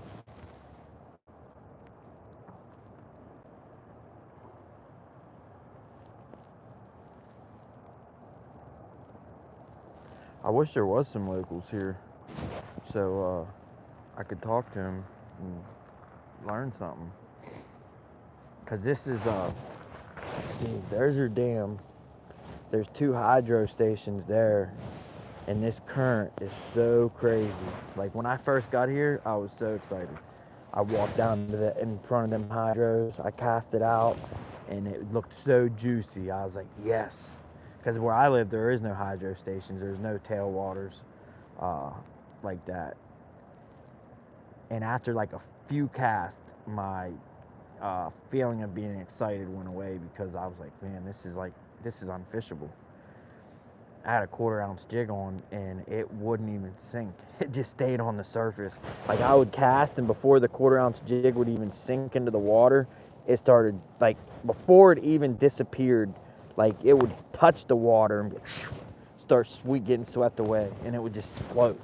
And then I put and all I had, biggest I had was a 1/2 ounce. I put a 1/2 ounce jig on, cast it out. Same thing, just sweeps away. Like there's no getting near bottom at all. I mean, you need like, I don't even know if a 1 ounce jig head would get you near bottom. Cause Kevin had like, I don't know, like 6, 7, 8 ounces of weight or something, and he cast it out for catfishing, and that pole just swept away, gone.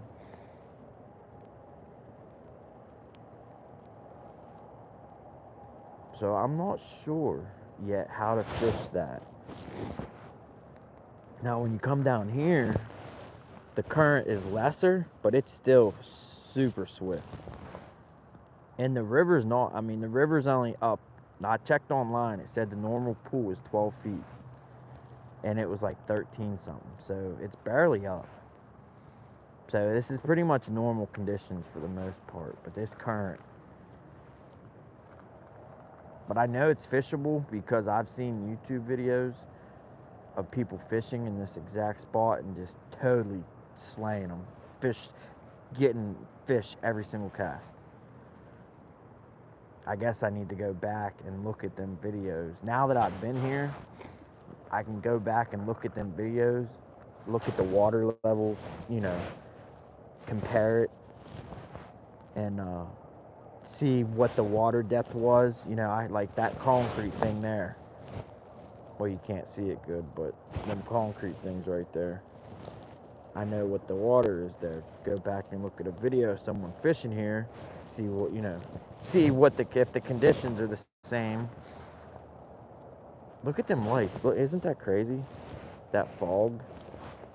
Like, I don't even know what that is. It's like a, is that water on my lens? Is that what that is? Yeah, it was water on my lens. That's what that was. But I can go back and look at them videos and see if they were fishing conditions that are similar to what I'm fishing. And then I can look and see what they were using. You know, what weights they were using, what style, what types of lures. Because now I have some, I've never been here before, so now I have something to actually go off of. And another thing that matters too is like the time of year. Like the one video I seen a guy catching like 100 white bass every cast, skipjack white bass. I'm pretty sure it was springtime. You know, when it's prime time and you can catch, you know, dozens and dozens of white bass one after another.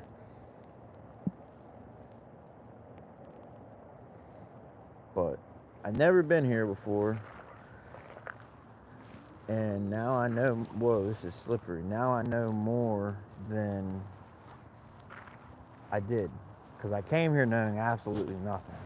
And that's another thing too, like that pier over there, I thought that pier was like 15, 20 feet down to the water.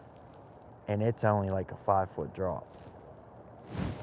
So some of the videos I seen, I think the water was like 10, like way, way lower than it is right now.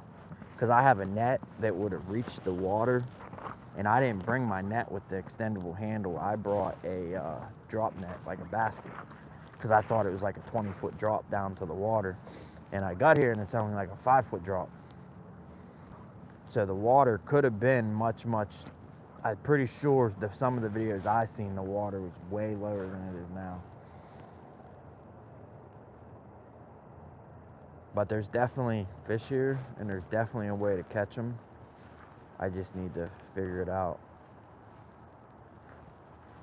But yeah, this current, I know y'all can't see or tell, but it's freaking fast. Like if I threw a football or basketball in, it would be out of sight. Like if I threw a football in, it would hit the water. It would be out of sight in like 1 to 2 seconds. And what's weird is I looked online and the flow, it was like the gauge stopped at like 50 KFC or KCFs or whatever. That was as low as the gauge went, and the graph was like below that, like nowhere near it. Like going off the graph, it would probably like 10K, 15K. And I know that's not much. But that has to do with like volume, not necessarily speed. So I don't know. The only thing I know is this current. I wasn't prepared to fish current like this.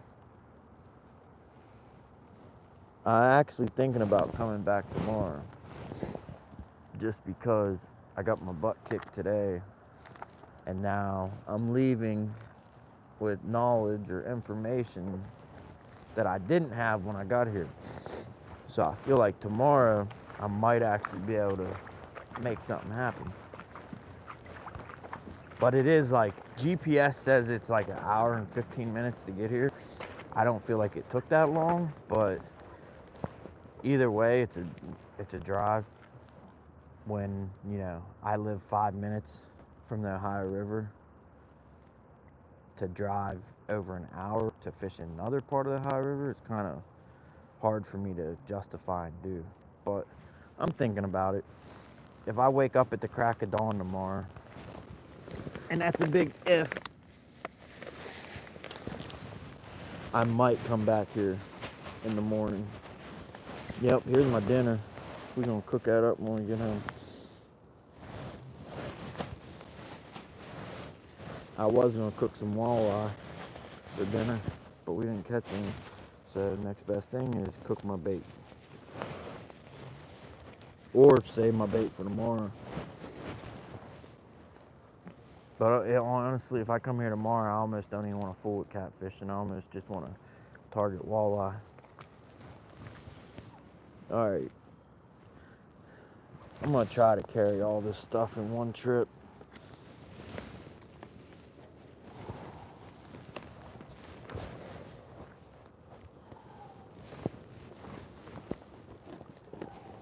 I'm going to try.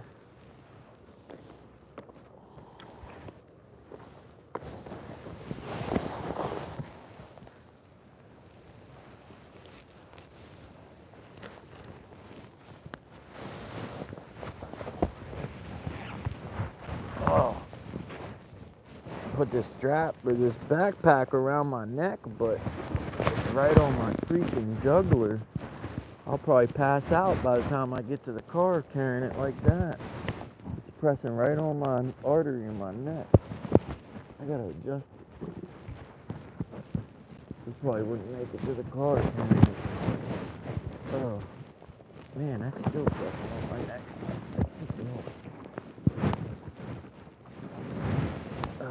That's a little better. Got a little better.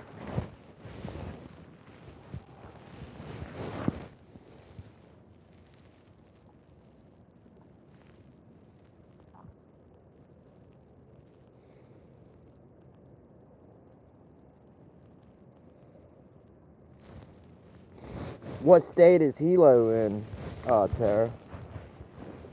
Ooh, this thing is heavy. Holy cow. I knew it was going to be heavy because it got waterlogged.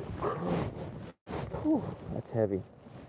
My fishing vest got waterlogged, like it's been out in the rain for over an hour. Man, that's heavy.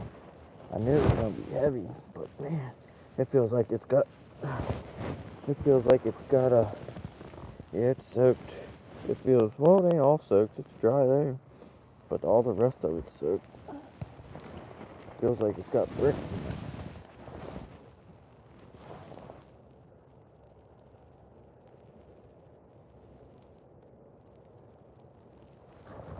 Hey, David.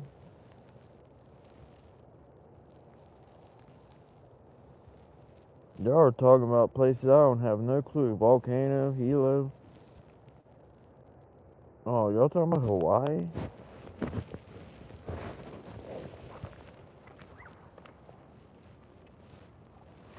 I don't know how anybody couldn't like the weather in Hawaii, if that's what y'all are talking. Alright, we got everything. Oh, I think I can make it. I think I can.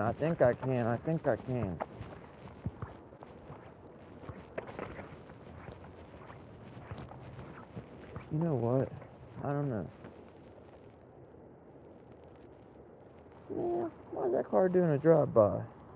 Creeping with no headlights on past my car like that. I hope it just wasn't pulling away from my car. I was worried about that. This town can be pretty crazy. I know it used to be. It's called New Martinsville. But it used to be called New Mardi Gras because it was just crazy. So it got the name, instead of New Martinsville, the name everyone called it New Mardi Gras. Because it was wild and crazy. Always a party going on non-stop. And the name New Mardi Gras was just more fitting. Whew! I feel like I'm on a gosh darn glacier. I don't know how them people look. There's even water. You can see, well, y'all can't see it, but you can see the water running underneath the ice. It is a glacier. I had some of them rubber straps you put on your boots with the ice spikes. I seriously was contemplating on bringing them. And now we're in swampland. In the marsh. That's what it looks like. But yeah, I was contemplating on bringing them ice spikes. I was going to actually, but I was running so behind. That's the biggest picnic table I ever seen in my life. That's like a picnic table for a king. That thing's like 12 feet long. Yeah, I was gonna bring them ice spikes, but I got so behind. I told Kevin, I said, I'm gonna leave my house around noon. I should get there about 1:30. I didn't leave my house till like 2. I got in my car, started it up 3 times, and had to go back in the house. And then I forgot something. And then I'm like, all right, let's go. Get in the car. I'm like, dang it. Then after the second time, I get in the car. I'm like, all right, let's roll. Let's get this party started. And I was like, realized I didn't have my cell phone. I had to go back in again. Cool, my fingertips are froze. I think it's because I'm carrying this stuff and it's cutting off the circulation and no blood's flowing. And they're just freaking froze to the bone. I'm about to set this stuff down, just go get my car. Instead of me walking to the mountain, bring the mountain to me. Alright, here comes the car. Shoot, I didn't know they had a urinal here.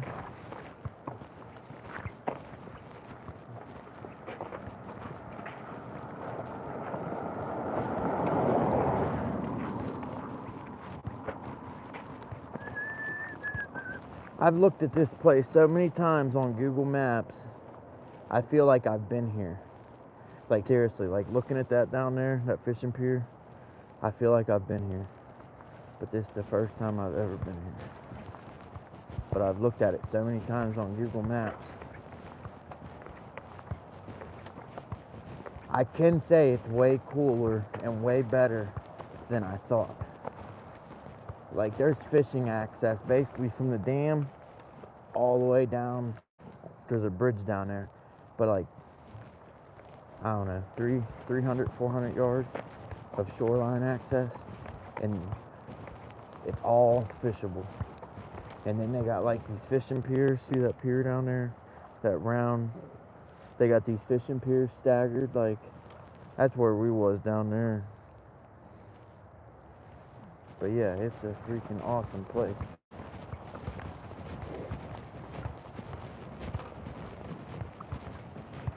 We're almost there.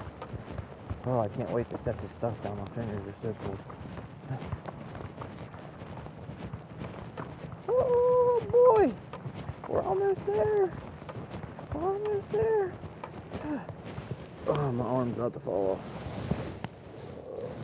Ouch, ouch, ouch. Alright, key. I can't even feel my fingers to get my pockets. Oh, we gotta set this stuff down. Oh, I can't take it. Oh, my fingers. And you know the bad thing is I got gloves in my pocket. I just don't have them on. There's a WRF.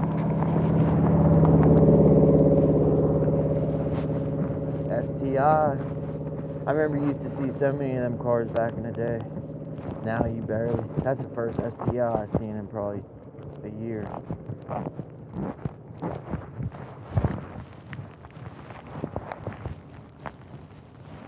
They're awesome cars. 300 horsepower from the dealer.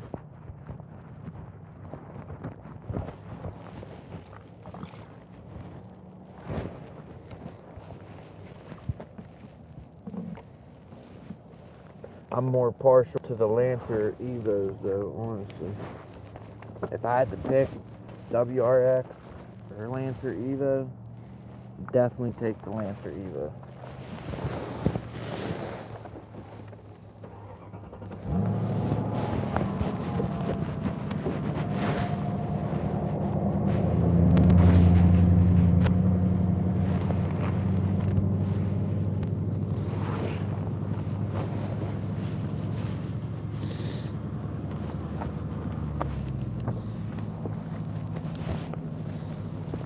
Rolling, rolling, rolling.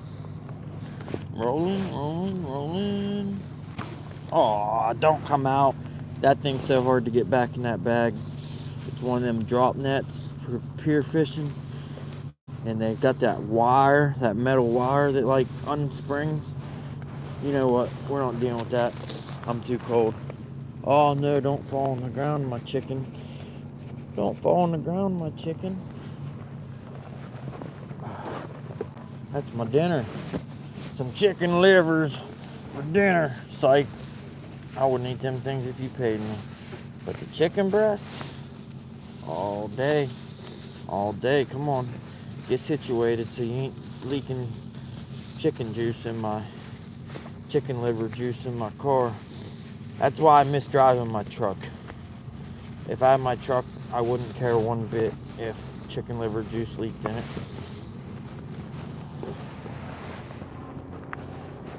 I could just, you know, go to the car wash and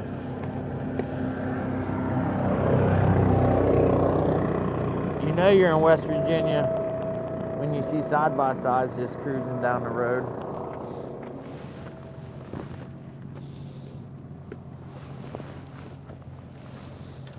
Alright, these can all fit in the car except for the 9-footer. It cannot fit in the car. Yeah, that's another reason I wish I had my truck. I chucked all this stuff in my bed and I'd already be on my way home. Come on, get in there. See, this is why I don't like cars.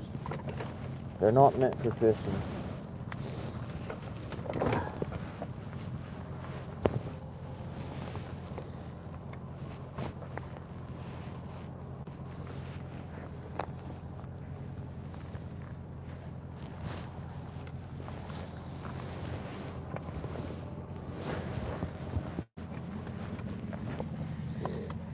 Mama, don't let your babies grow up to be cowboys. Woo! Alright, let's see. What's up, Cindy? You just missed an amazing fishing trip. Hundreds and hundreds of fish caught. Not. We didn't catch a dang thing. We didn't catch a dang thing.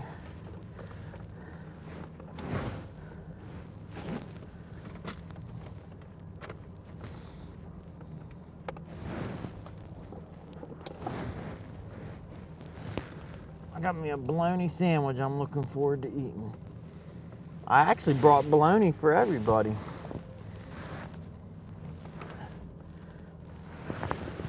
I didn't know Kevin meet me here. I didn't know his kid was coming, but I even had enough bologna for him. I brought the whole pack of bologna. I brought a half a loaf of bread, a half a pack of cheese, and a whole pack of bologna. But we didn't stay long enough to. Well, I wasn't hungry, but I didn't want to eat in front of them, so I brought enough for everyone. But we didn't even tap into the bologna. Shoot, maybe we should have tried the bologna for bait. Maybe we would have caught something.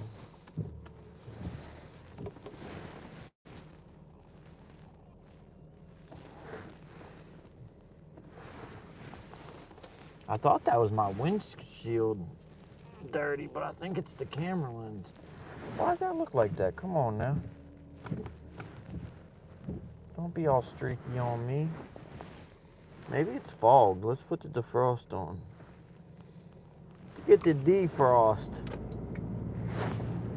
Yeah, it's fog. That's what it is. It's fogged up.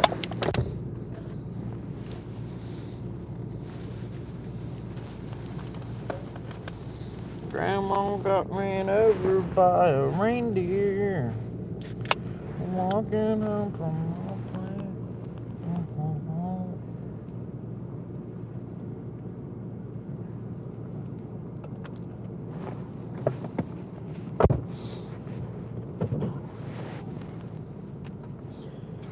You know my kid never heard that song.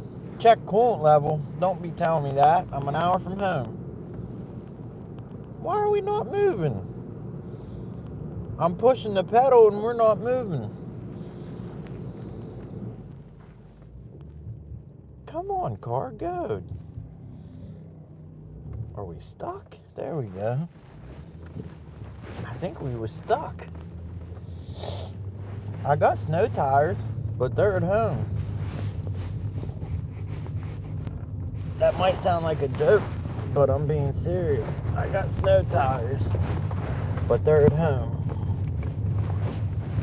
I just never put them on. Why is it foggy and blurry? What is going on?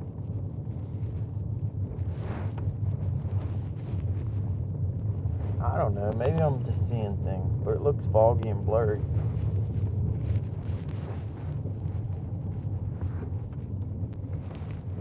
Alright, where are we going? I forget. I wasn't even paying attention how to get home. I was so excited. Well, that way it says no motor vehicles, so it ain't that way. Oh, alright, here we go. There's the train tracks. That's the first time I've ever seen a stop sign at some train tracks. Ever. I've never seen a stop sign approaching a train track in my life. And what's weird is I never even seen a yield sign approaching a train track. You figure at the very least they'd have a yield sign, you know, because the train's sure not stopping. Man, that's a big church. That must be one of them TV churches that call and say, send us money.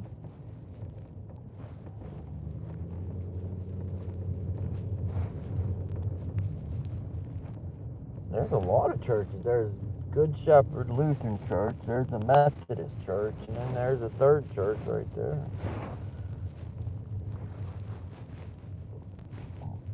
That one, what's that one? St. Vincent's Paul Church? That's right. St. Vincent, that's probably like a Catholic church or something. A lot of churches. Alright, which way do we go? I guess we'll take the Ohio. I don't know if I want to take the West Virginia way back or Ohio.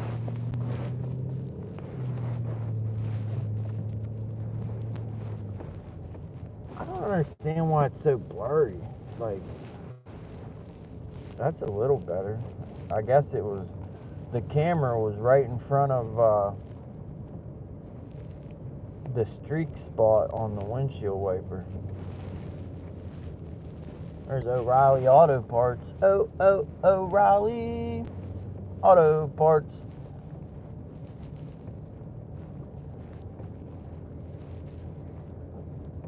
They got a lot of stuff down here. I always just imagine this town. I mean, I've been here before, but it's been a while. Been a few years. Just always thought of it being a small town. It's actually way bigger than my town. They got plazas, all kind of stuff down here. All kind of stuff down here. I guess anything's bigger than my town.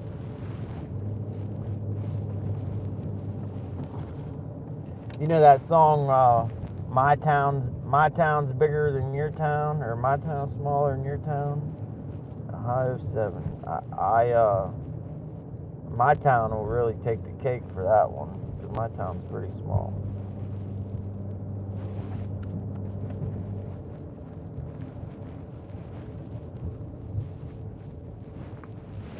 the town that I used to live, that I grew up in, out in the country, now it was small. Like, I bet you there was, let's see, there was like 6 streets, and each street had probably 1, 2. Each street had probably about 10 houses on it, and there was like 6 streets. Probably less than 100 people total. We're crossing the Ohio River now.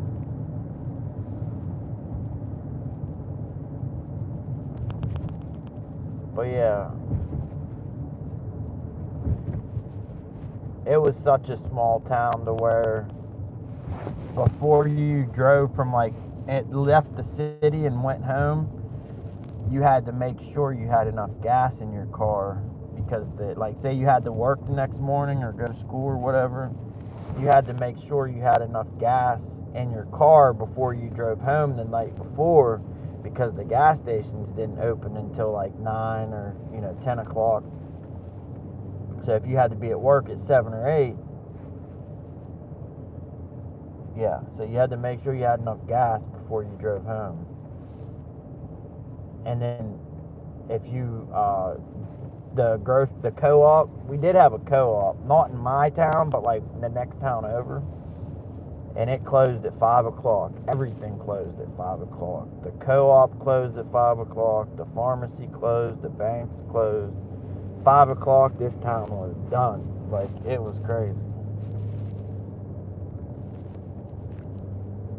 But that was all we knew. That was normal, But looking at it now, I'm like, man, that was one small town.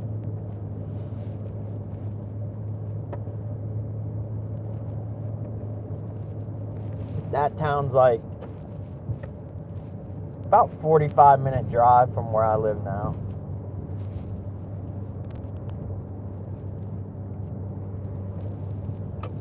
I live in the city. Although most people, people from an actual city wouldn't, call it a city. They'd probably consider it the country.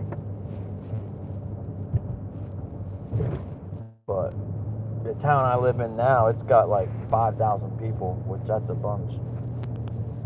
When you're coming from a town that probably only had like 100 people. Though, there's something about that small, living in a town with probably not even 100 people. Don't bright me, dude. I will turn around and follow you. How's a semi truck gonna bright me? And my lights aren't even bright. They're not bright enough. I can never see half the time. And he's up 10 feet in the air, and I'm sitting down eye level with his bright lights, and he brights me.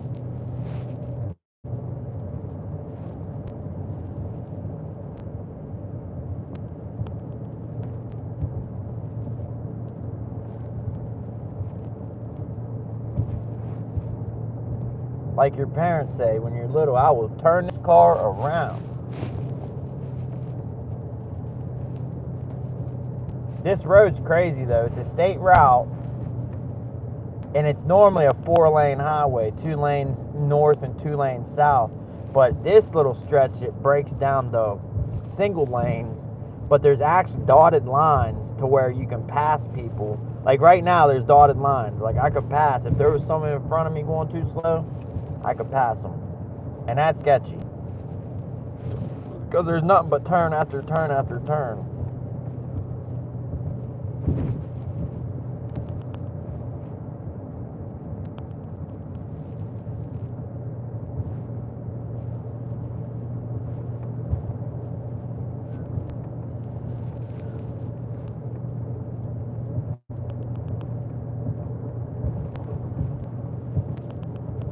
It's a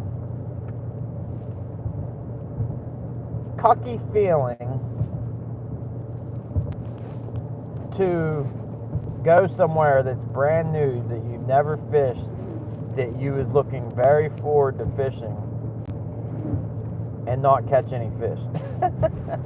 Like,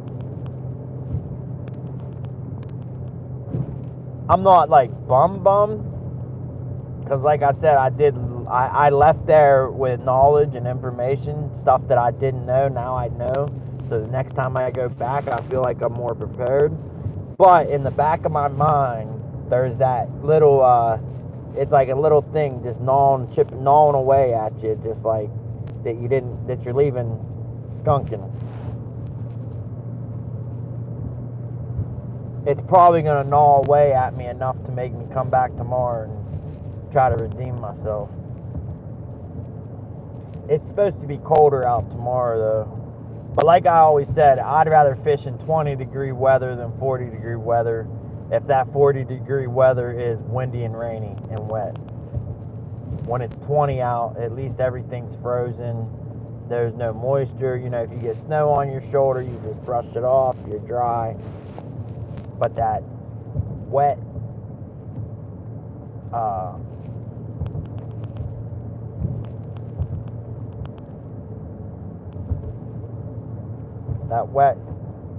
cold to the bone weather like it is now.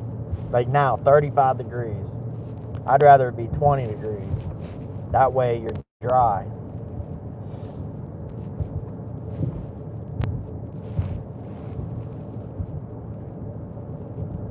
I still can't believe that truck frighted me. I'm still mad about that.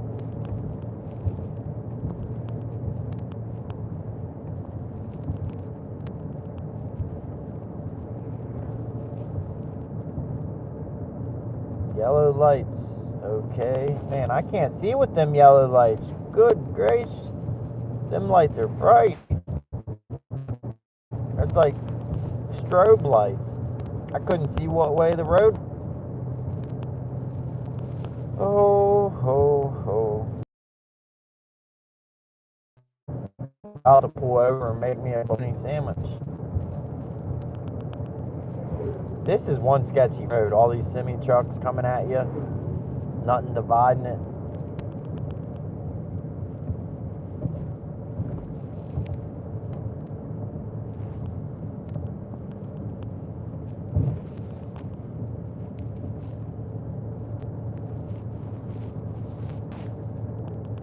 I can see people's names, like see Tara, Lucifer, but I can't see. I'm not looking at what people's typing because I'd have to actually like not look at the road. I can see when people say something, I just can't see what they say.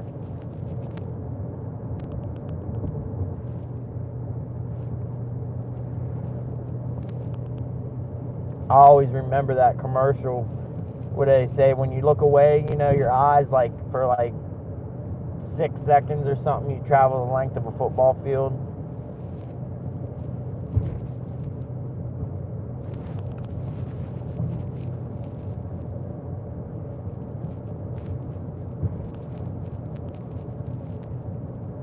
Yeah, anyone that's tuning in, we just got done fishing. We're not going fishing, we just got done. So there's nothing to see here. Nothing to see. Move along. Nah, we're just driving home. I just kept it rolling because, yeah, I'm still trying to get my watch hours up, believe it or not. It feels like it's been like a year. But I look back and I've only been going live since August. It feels like it's been over a year.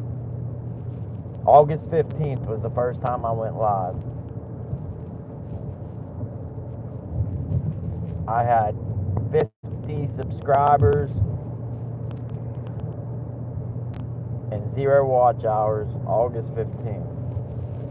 Now I got, I don't know, like 2,000 subscribers and 2,000 watch hours. Finally made it over 2,000 watch hours. It felt like I went from like 50 subscribers and 0 watch hours to like 1,500 watch hours, like quick. Like wasn't even concerned with watch hours. Wasn't even trying. And then once I realized the goal was 3,000, and then 4,000 officially, but 3,000 for partial monetization. once I got close to it and realized, hey, this might be obtainable, then I started worrying. Well, not worrying, but focusing on it, trying to get the watch hours. But I got the 1500, like, not even trying. But then once I started paying attention to get the 1500 to 2000, it felt like it took forever. Like, I finally got over the 2000 mark, barely. But here's the kicker.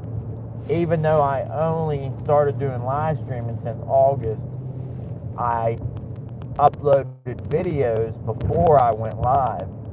My first video I uploaded was February.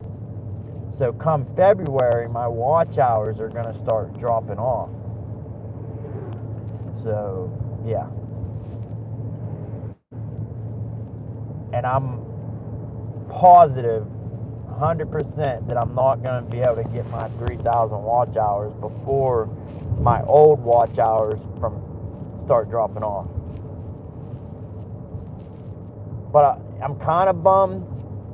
I mean, if I could fish like 3-4 days a week, I could definitely get that 1,000 watch hours by February. I think it's like February 20th or something. But I can't fish, the most I can fish right now is like 1 to 2 days a week at the most.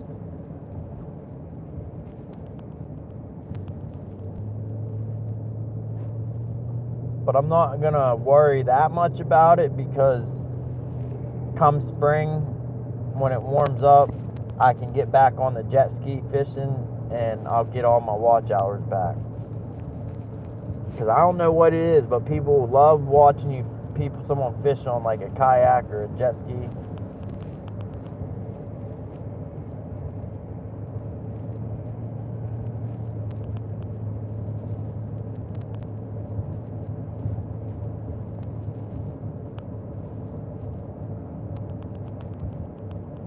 But yeah, when I'm fishing on the jet ski, it's like,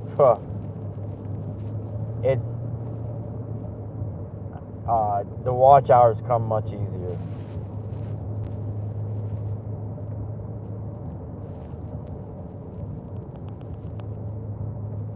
Like, I do live stream fishing from the bank, and I'll have like 15, 20 watch hours when it's over.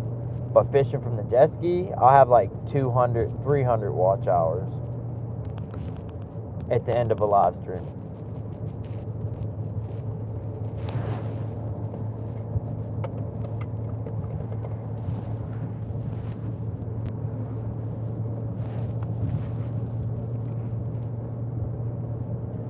See, Thunderstruck, what's up?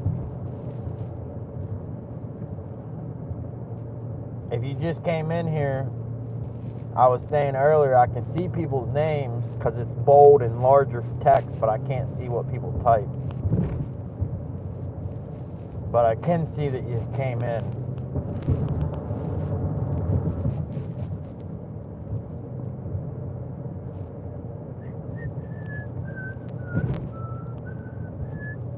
Whistle me up a memory. Whistle me back where I ought to be. Whistle me back to Tombstone territory. If your past has run afoul of the law, it's a handy place to be. Where your future's just as good as your draw.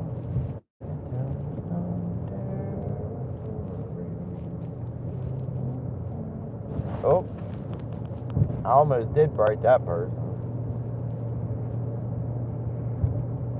You know what? I don't think they teach kids no more not to drive with brights on. And I know newer cars, the headlights are brighter. Yes, I'm aware of this. But I just don't think they stress and teach as much as they used to, don't bright people. Because,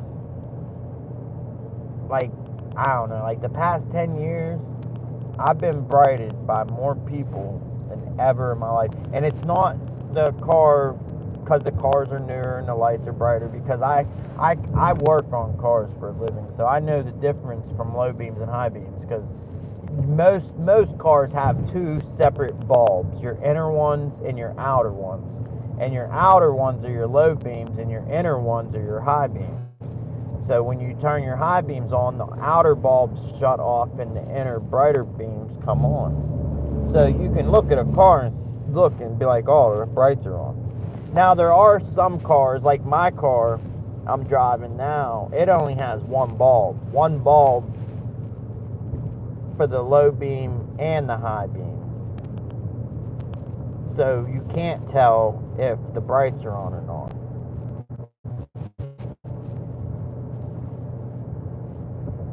But most cars have two separate bulbs, and you can just look and see if the brights are on. And I got more people bright me now than ever. It's like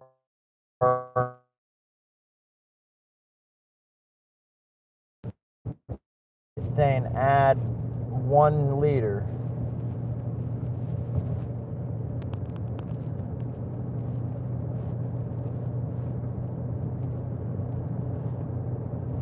Man, look at that over there. That's a power plant. That thing's huge. Look at that. That looks like a city. I bet you that got a couple hot water discharges. Oh, that's the power plant. That's the one, the coal. All the coal from all the mines converged at that place. There's actually a chute. There's a lighted coal chute that goes up the mountain. And it actually brings the coal straight from the mine, from the hills, down to the barges.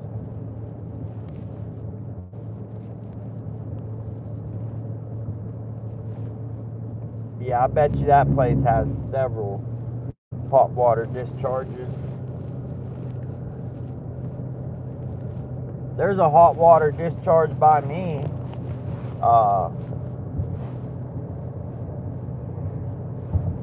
Not far, only like 30 miles upriver. I've never fished it though.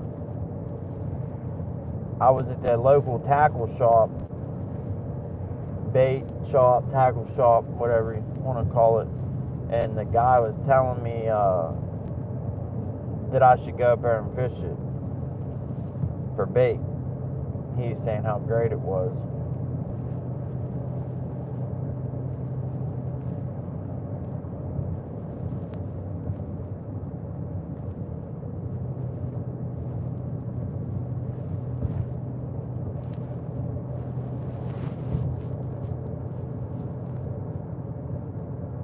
I need to get a new phone.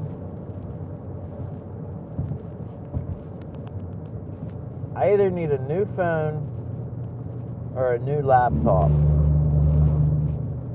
I need a new laptop so I can take the pictures and videos off my phone I have. Or I just need to get a new phone. Because I can't even take... Every time I want to take a video or a picture, I have to delete pictures to take more. Oh, 35 mile an hour. I better hit the brakes. Man, go from 60 to 35 in the blink of an eye. I'm not surprised there ain't a police officer just sitting somewhere. But yeah, I gotta delete. If I want to take a video that's like even 10-second video, I gotta delete stuff to make space. And then the phone has so much memory on, so much stuff on it. Say if I delete something and then I go into my albums to recently deleted, it doesn't even appear in there because there's no space for it to. There's so much stuff on this phone, half the time it won't even let me delete stuff because it can't send it from where it's at to the recently deleted files. Like if I want to delete like a 10-second video so I can take another video, it won't let me. I'll delete the video, I'll go into recently deleted, and it's empty. Nothing's in there because it doesn't have the space. So I'll have to go and start deleting pictures, individual pictures, one by one. I have to delete one single picture, and then that picture will appear in recently deleted. And then I have to go in there and then delete it. And then go back, delete one single picture. And then say if I try to delete, like, speed the process up and delete like 5 pictures at once, I'll go and recent deleted and they won't be in there because there's no space for them. So I have to keep deleting pictures one by one by one by one until space gets freed up. Then it'll allow me to delete like clusters of pictures. And then after that, it'll allow me to delete an actual video. But yeah, that's how desperately I need a new phone. Or a laptop so I can get these pictures and videos off my phone. And they're pictures of, like, you know, my family, my kid, and like over the past years. So when I'm fishing and streaming and using my phone, it's always in the back of my mind being worrying about dropping or, you know, losing this phone in the water, and then 2 years of pictures just gone. So yeah, I like desperately, man, they need some streetlights around here. They got some, but they're not bright. They got Dollar General though. Don't got no streetlights, but they just sure got Dollar General. They got a street light like every 100 yards. There's a street light.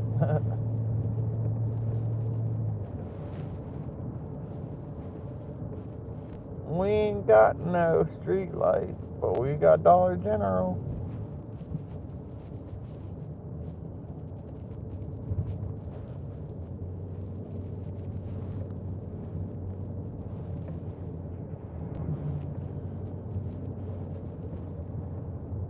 It amazes me how big my county is that I live in. And it's not that it's necessarily big, it's that they only have like 2 game wardens per county in this area. So to think that like only 2 game wardens, and I think like, you know, you can drive like probably like 100 miles in one direction before you're out of the county, and then like 50 or 60 miles in the other direction. You know, so an area that big to only have 2 game wardens. And the funny thing is it seems like they're always like where you're at.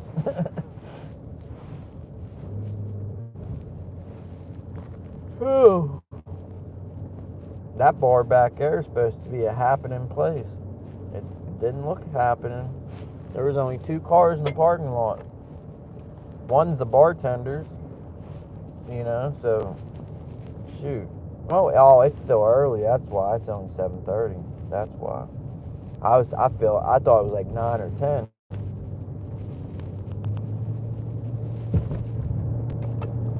Yeah, man, they don't have any street lights around here.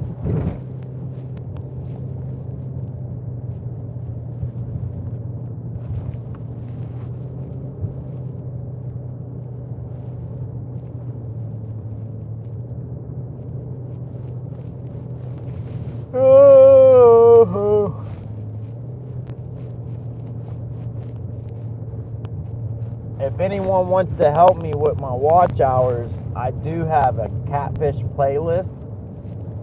There's a bunch of live streams on there. I got a couple live streams that I did that was like 11 hours long, and them are on that playlist. So like if you're going to the store or something, going somewhere, play that Catfish playlist for the dogs or cats or whatever, and that would help me drastically. I always tell people though, if you do play that playlist, make sure you don't have your TV shut off automatically in like 15 minutes like most of them do.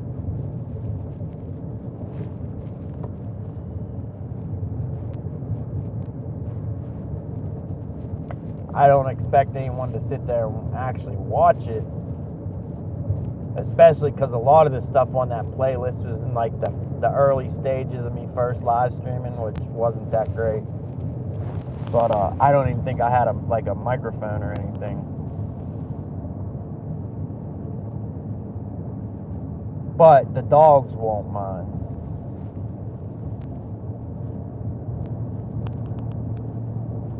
Man, this speed limit changes so many times through here. It goes from 55 to 35, 55 to 35. Like right now, I don't know if I'm supposed to be going 35 or 55.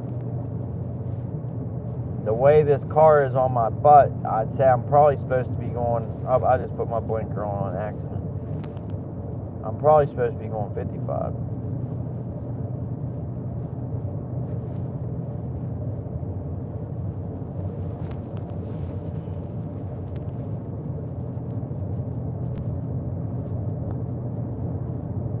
I was going to say something, now I forget. See, that car has got its brights on. See, that's a prime example. That car had 4 bulbs. All 4 bulbs lit. And they just keep rolling. Didn't even switch them off.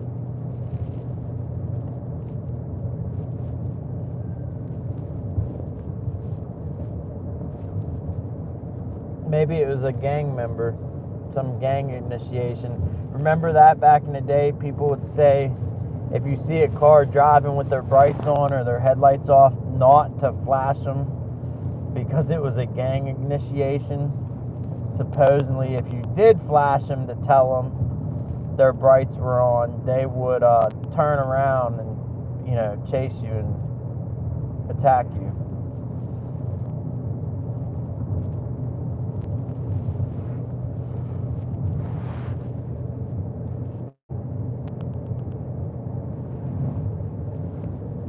Yeah, I have a couple live streams I did.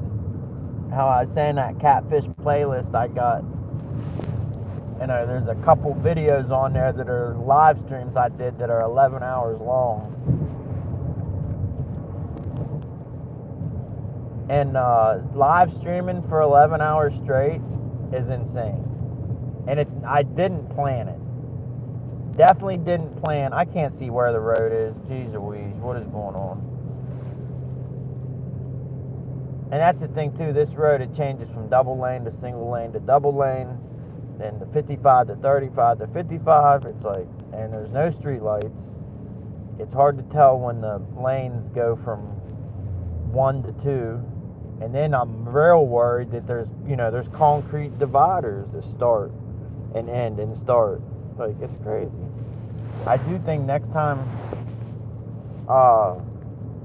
I come this fishing down here, if it's nighttime, I'm taking the Ohio side back, or the West Virginia side. It's pretty bad, I gotta say. I'm taking the West Virginia side because I think it will be better and better lit and better roads. You'd think that Ohio,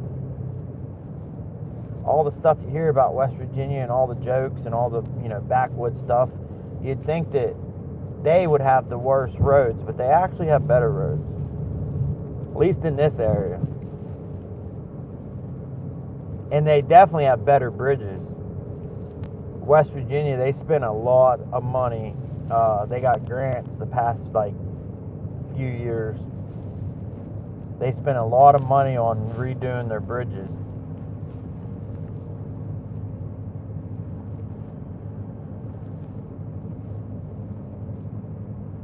But yeah, like I was saying, them 11-hour live streams, I didn't plan to stream for 11 hours. It just happened. But what the heck is that? That's a person walking. I thought it was someone on a bike. But the streaming for 11 hours, after it happened, the next day I said never again.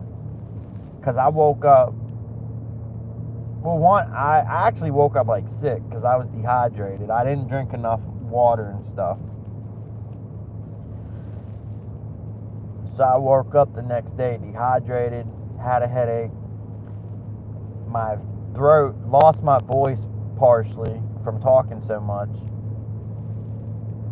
And I just woke up the next day feeling half sick and horrible. And then I said, I'll never stream that long ever again.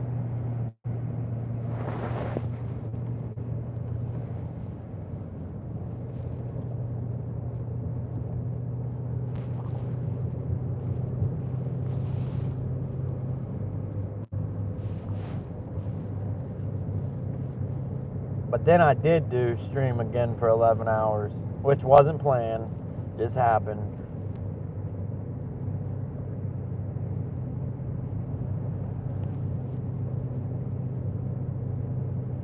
But I was better, I guess you'd say, prepared. I knew from last time I streamed for 11 hours, since I lost my voice, I knew not to talk so much, so I didn't. And then I knew I needed to drink plenty of water so I wasn't dehydrated the next day.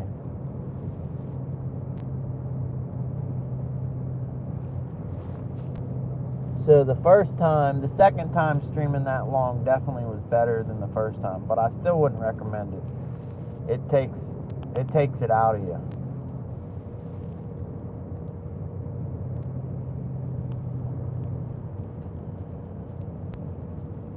I'd say I wouldn't live stream anymore for like 5-6 hours, maybe 7 tops. Basically as long, like a work day basically. You know, you work, most people work 6 to 8 hours. I mean, I know some people work 10 or 12 hours or 13 hours, but the masses work an 8-hour day. So I wouldn't recommend streaming any more than basically 8 hours, because it's too rough on you.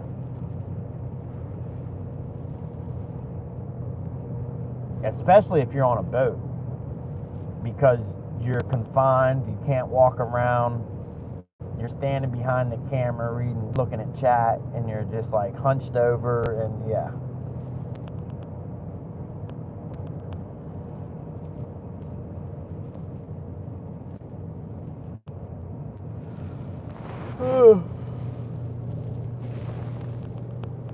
Hey Joy, you're from Steven's channel. Welcome. I'm pretty sure you're from that Stephen Hodges channel. I remember that Jenny name. I wonder if your name's really Jenny. Jenny, is your name really Jenny? We just got done fishing. We're just driving home now. So you're not, there ain't much to see here. I'm still trying to get my watch hours up, so I just leave the camera rolling sometimes. Which I really don't even know why I'm trying to get my watch hours up right now, because my watch hours are going to start dropping off in February, because that's the 1 year mark. And I'm not going to be able to reach my 3,000 watch hours before they start dropping off. So, like, at this point, it doesn't even matter. But I'll get them back come spring. I fish from the jet ski on the Ohio River, and a lot of people like watching that. So, come this spring, when I start fishing on the jet ski again, I will, I'll get any watch hours I lose, I'll get them all right back. And then I'll get that 3,000 mark pretty easily. But I guess it's just because I'm in the habit of trying to get watch hours and keeping the camera rolling when I'm done fishing. Plus it makes the drive, it ain't just about watch hours, it makes the drive go quicker because I sit here and talk the whole time, you know what I mean? And it keeps me awake. If I was sitting here not talking or saying a word, I'd probably be half falling asleep right now. But I can sit here and ramble away, and that keeps me awake. Alright, now we're getting back to familiar territory. Now we're on my stomping ground. Yeah, we just went fishing to a dam that we've never ever been to downriver. Like an hour away.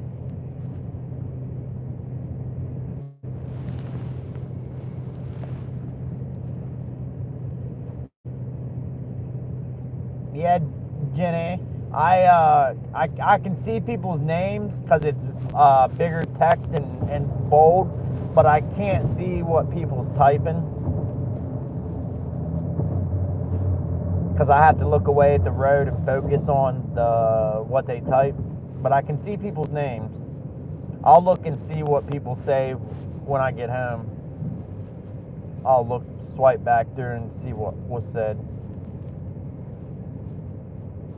But right now, all I can see is that people who comes in. I've seen $4 Generals on my way home.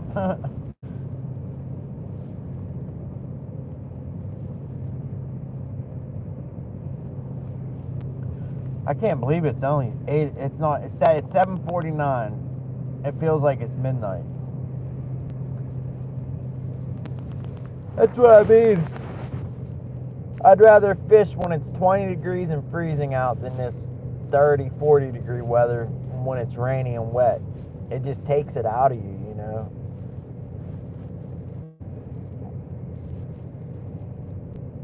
Like my feet are wet, my jacket's wet.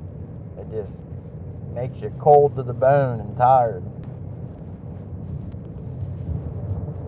It doesn't help that the whole time it was raining, I had a waterproof jacket on and I had the hood down. I had my trapper hat on, and it's definitely not waterproof. So my head got real cold. I'm like thinking, why is my head, I got this fur trapper hat on. Why does my head feel so cold? I reached up and I was like, oh shoot, my hat, I didn't have my hood up. I had a waterproof hood and it was down. So for like an hour, the rain was raining on my hat that was just soaking it up like a sponge. An hour goes by and I got water running down my cheek, like, water beating down my face because my hat was so wet. I just realized I should have put it in the dashboard so it could dry.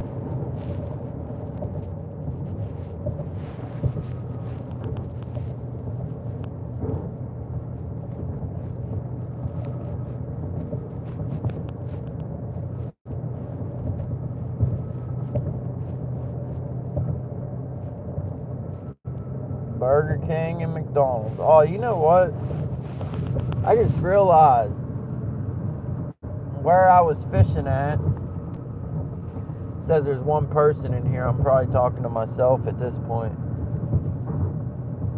But there was a Long John Silver's right where I was fishing at. I wish I would have stopped because that sounds good.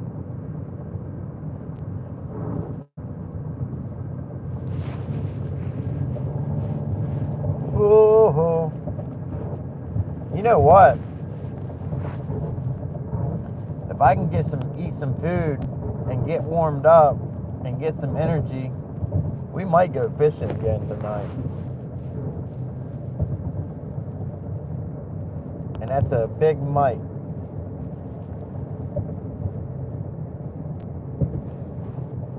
But I've been wanting to catch some walleye,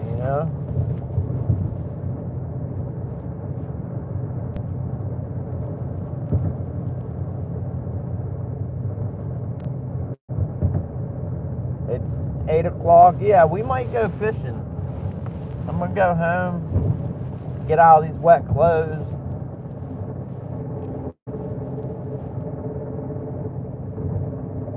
Eat some food.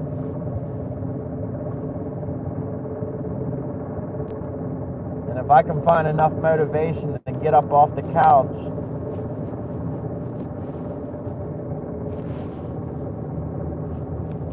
we might go fishing.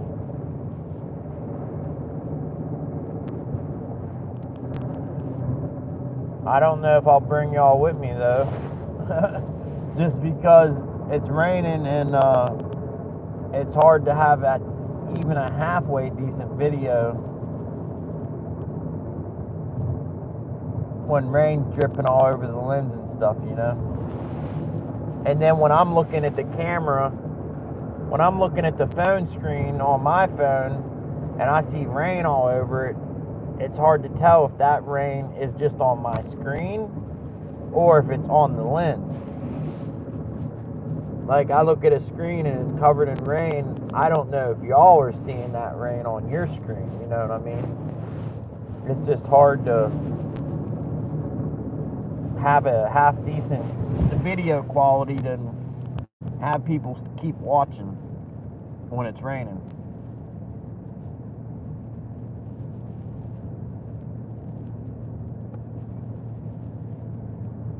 We'll see. It might quit raining. I haven't looked at the radar for, well, shoot, I haven't looked at the radar in like 10 hours, but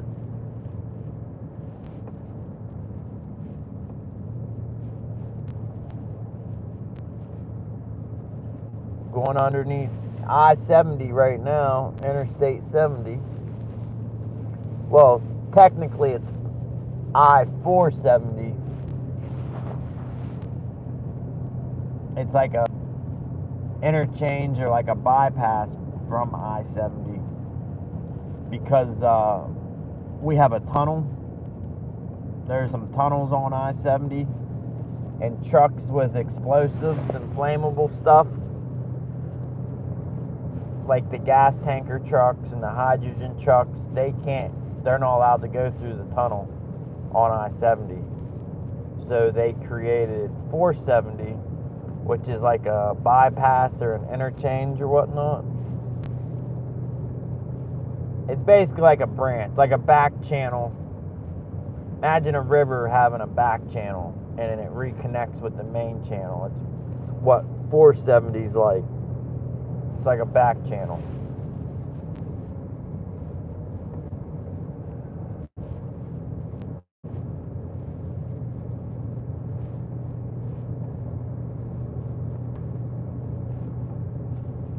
Did y'all know, well shoot, now it says there's 0 people in here. When it says there's 0 people, then I really do feel like I'm talking to myself.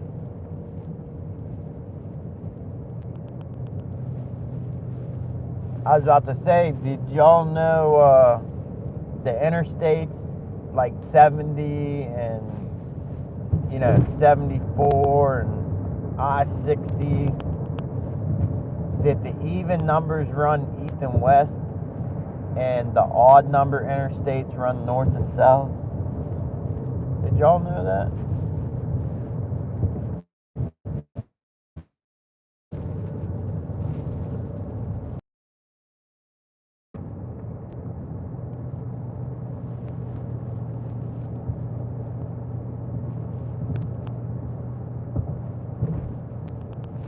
One thing I know about these microphones I got, the new ones, they stay charged for a long time. I've been using the same mic, and we've been live for 181 minutes.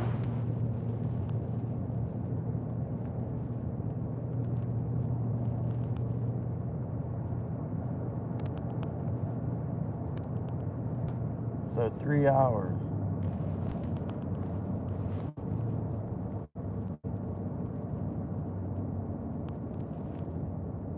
Old Bob Evans down on the farm.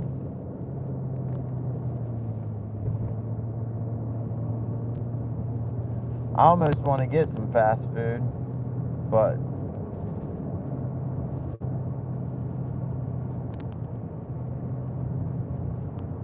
I need to start eating home cooked food more. And I do have that pack of chicken I said I was going to cook. Well, it says there's 0 people in here, and I'm almost home. So if there is anyone in here, thanks for stopping by and hanging out. And yeah, catch y'all later. And like I said, I might be fishing here in a couple hours, maybe. It just depends.